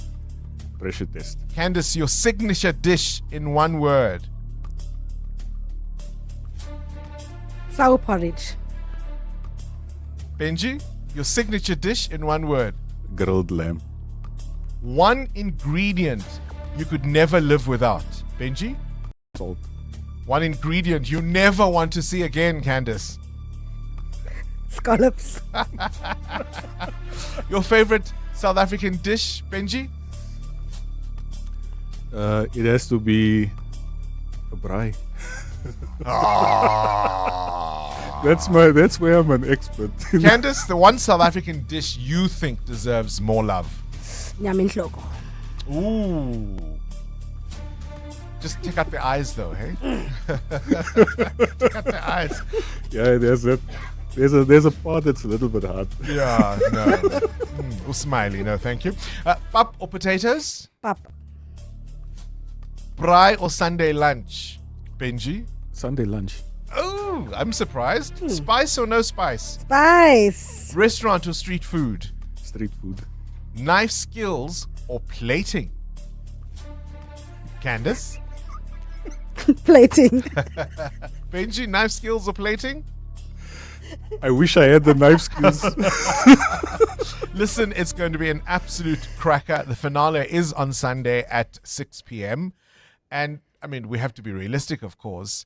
We don't know what comes next. You know what comes next. Congratulations on a journey. Well-traveled. You've kept us on our toes. And I think one of the things that I like about the two of you being in the finale, as you said, Candice, you had all these other contestants, well-traveled, knew these flavors from the countries of origin. you are homegrown cooks, giving it your heart, giving it your best. Good luck, and I can't wait to sit in front of my television set and watch on Sunday. Thank you, Bongani. Thank you very much, Bongani. MasterChef South Africa Season 6 finale on ETV this Sunday at 6 p.m.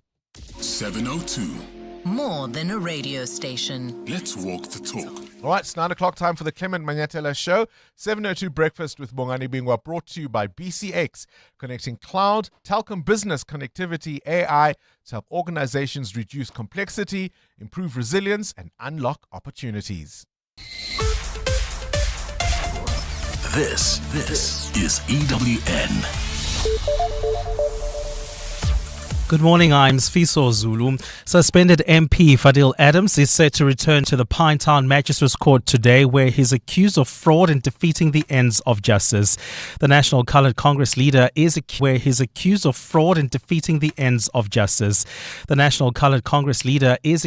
of interfering in police investigations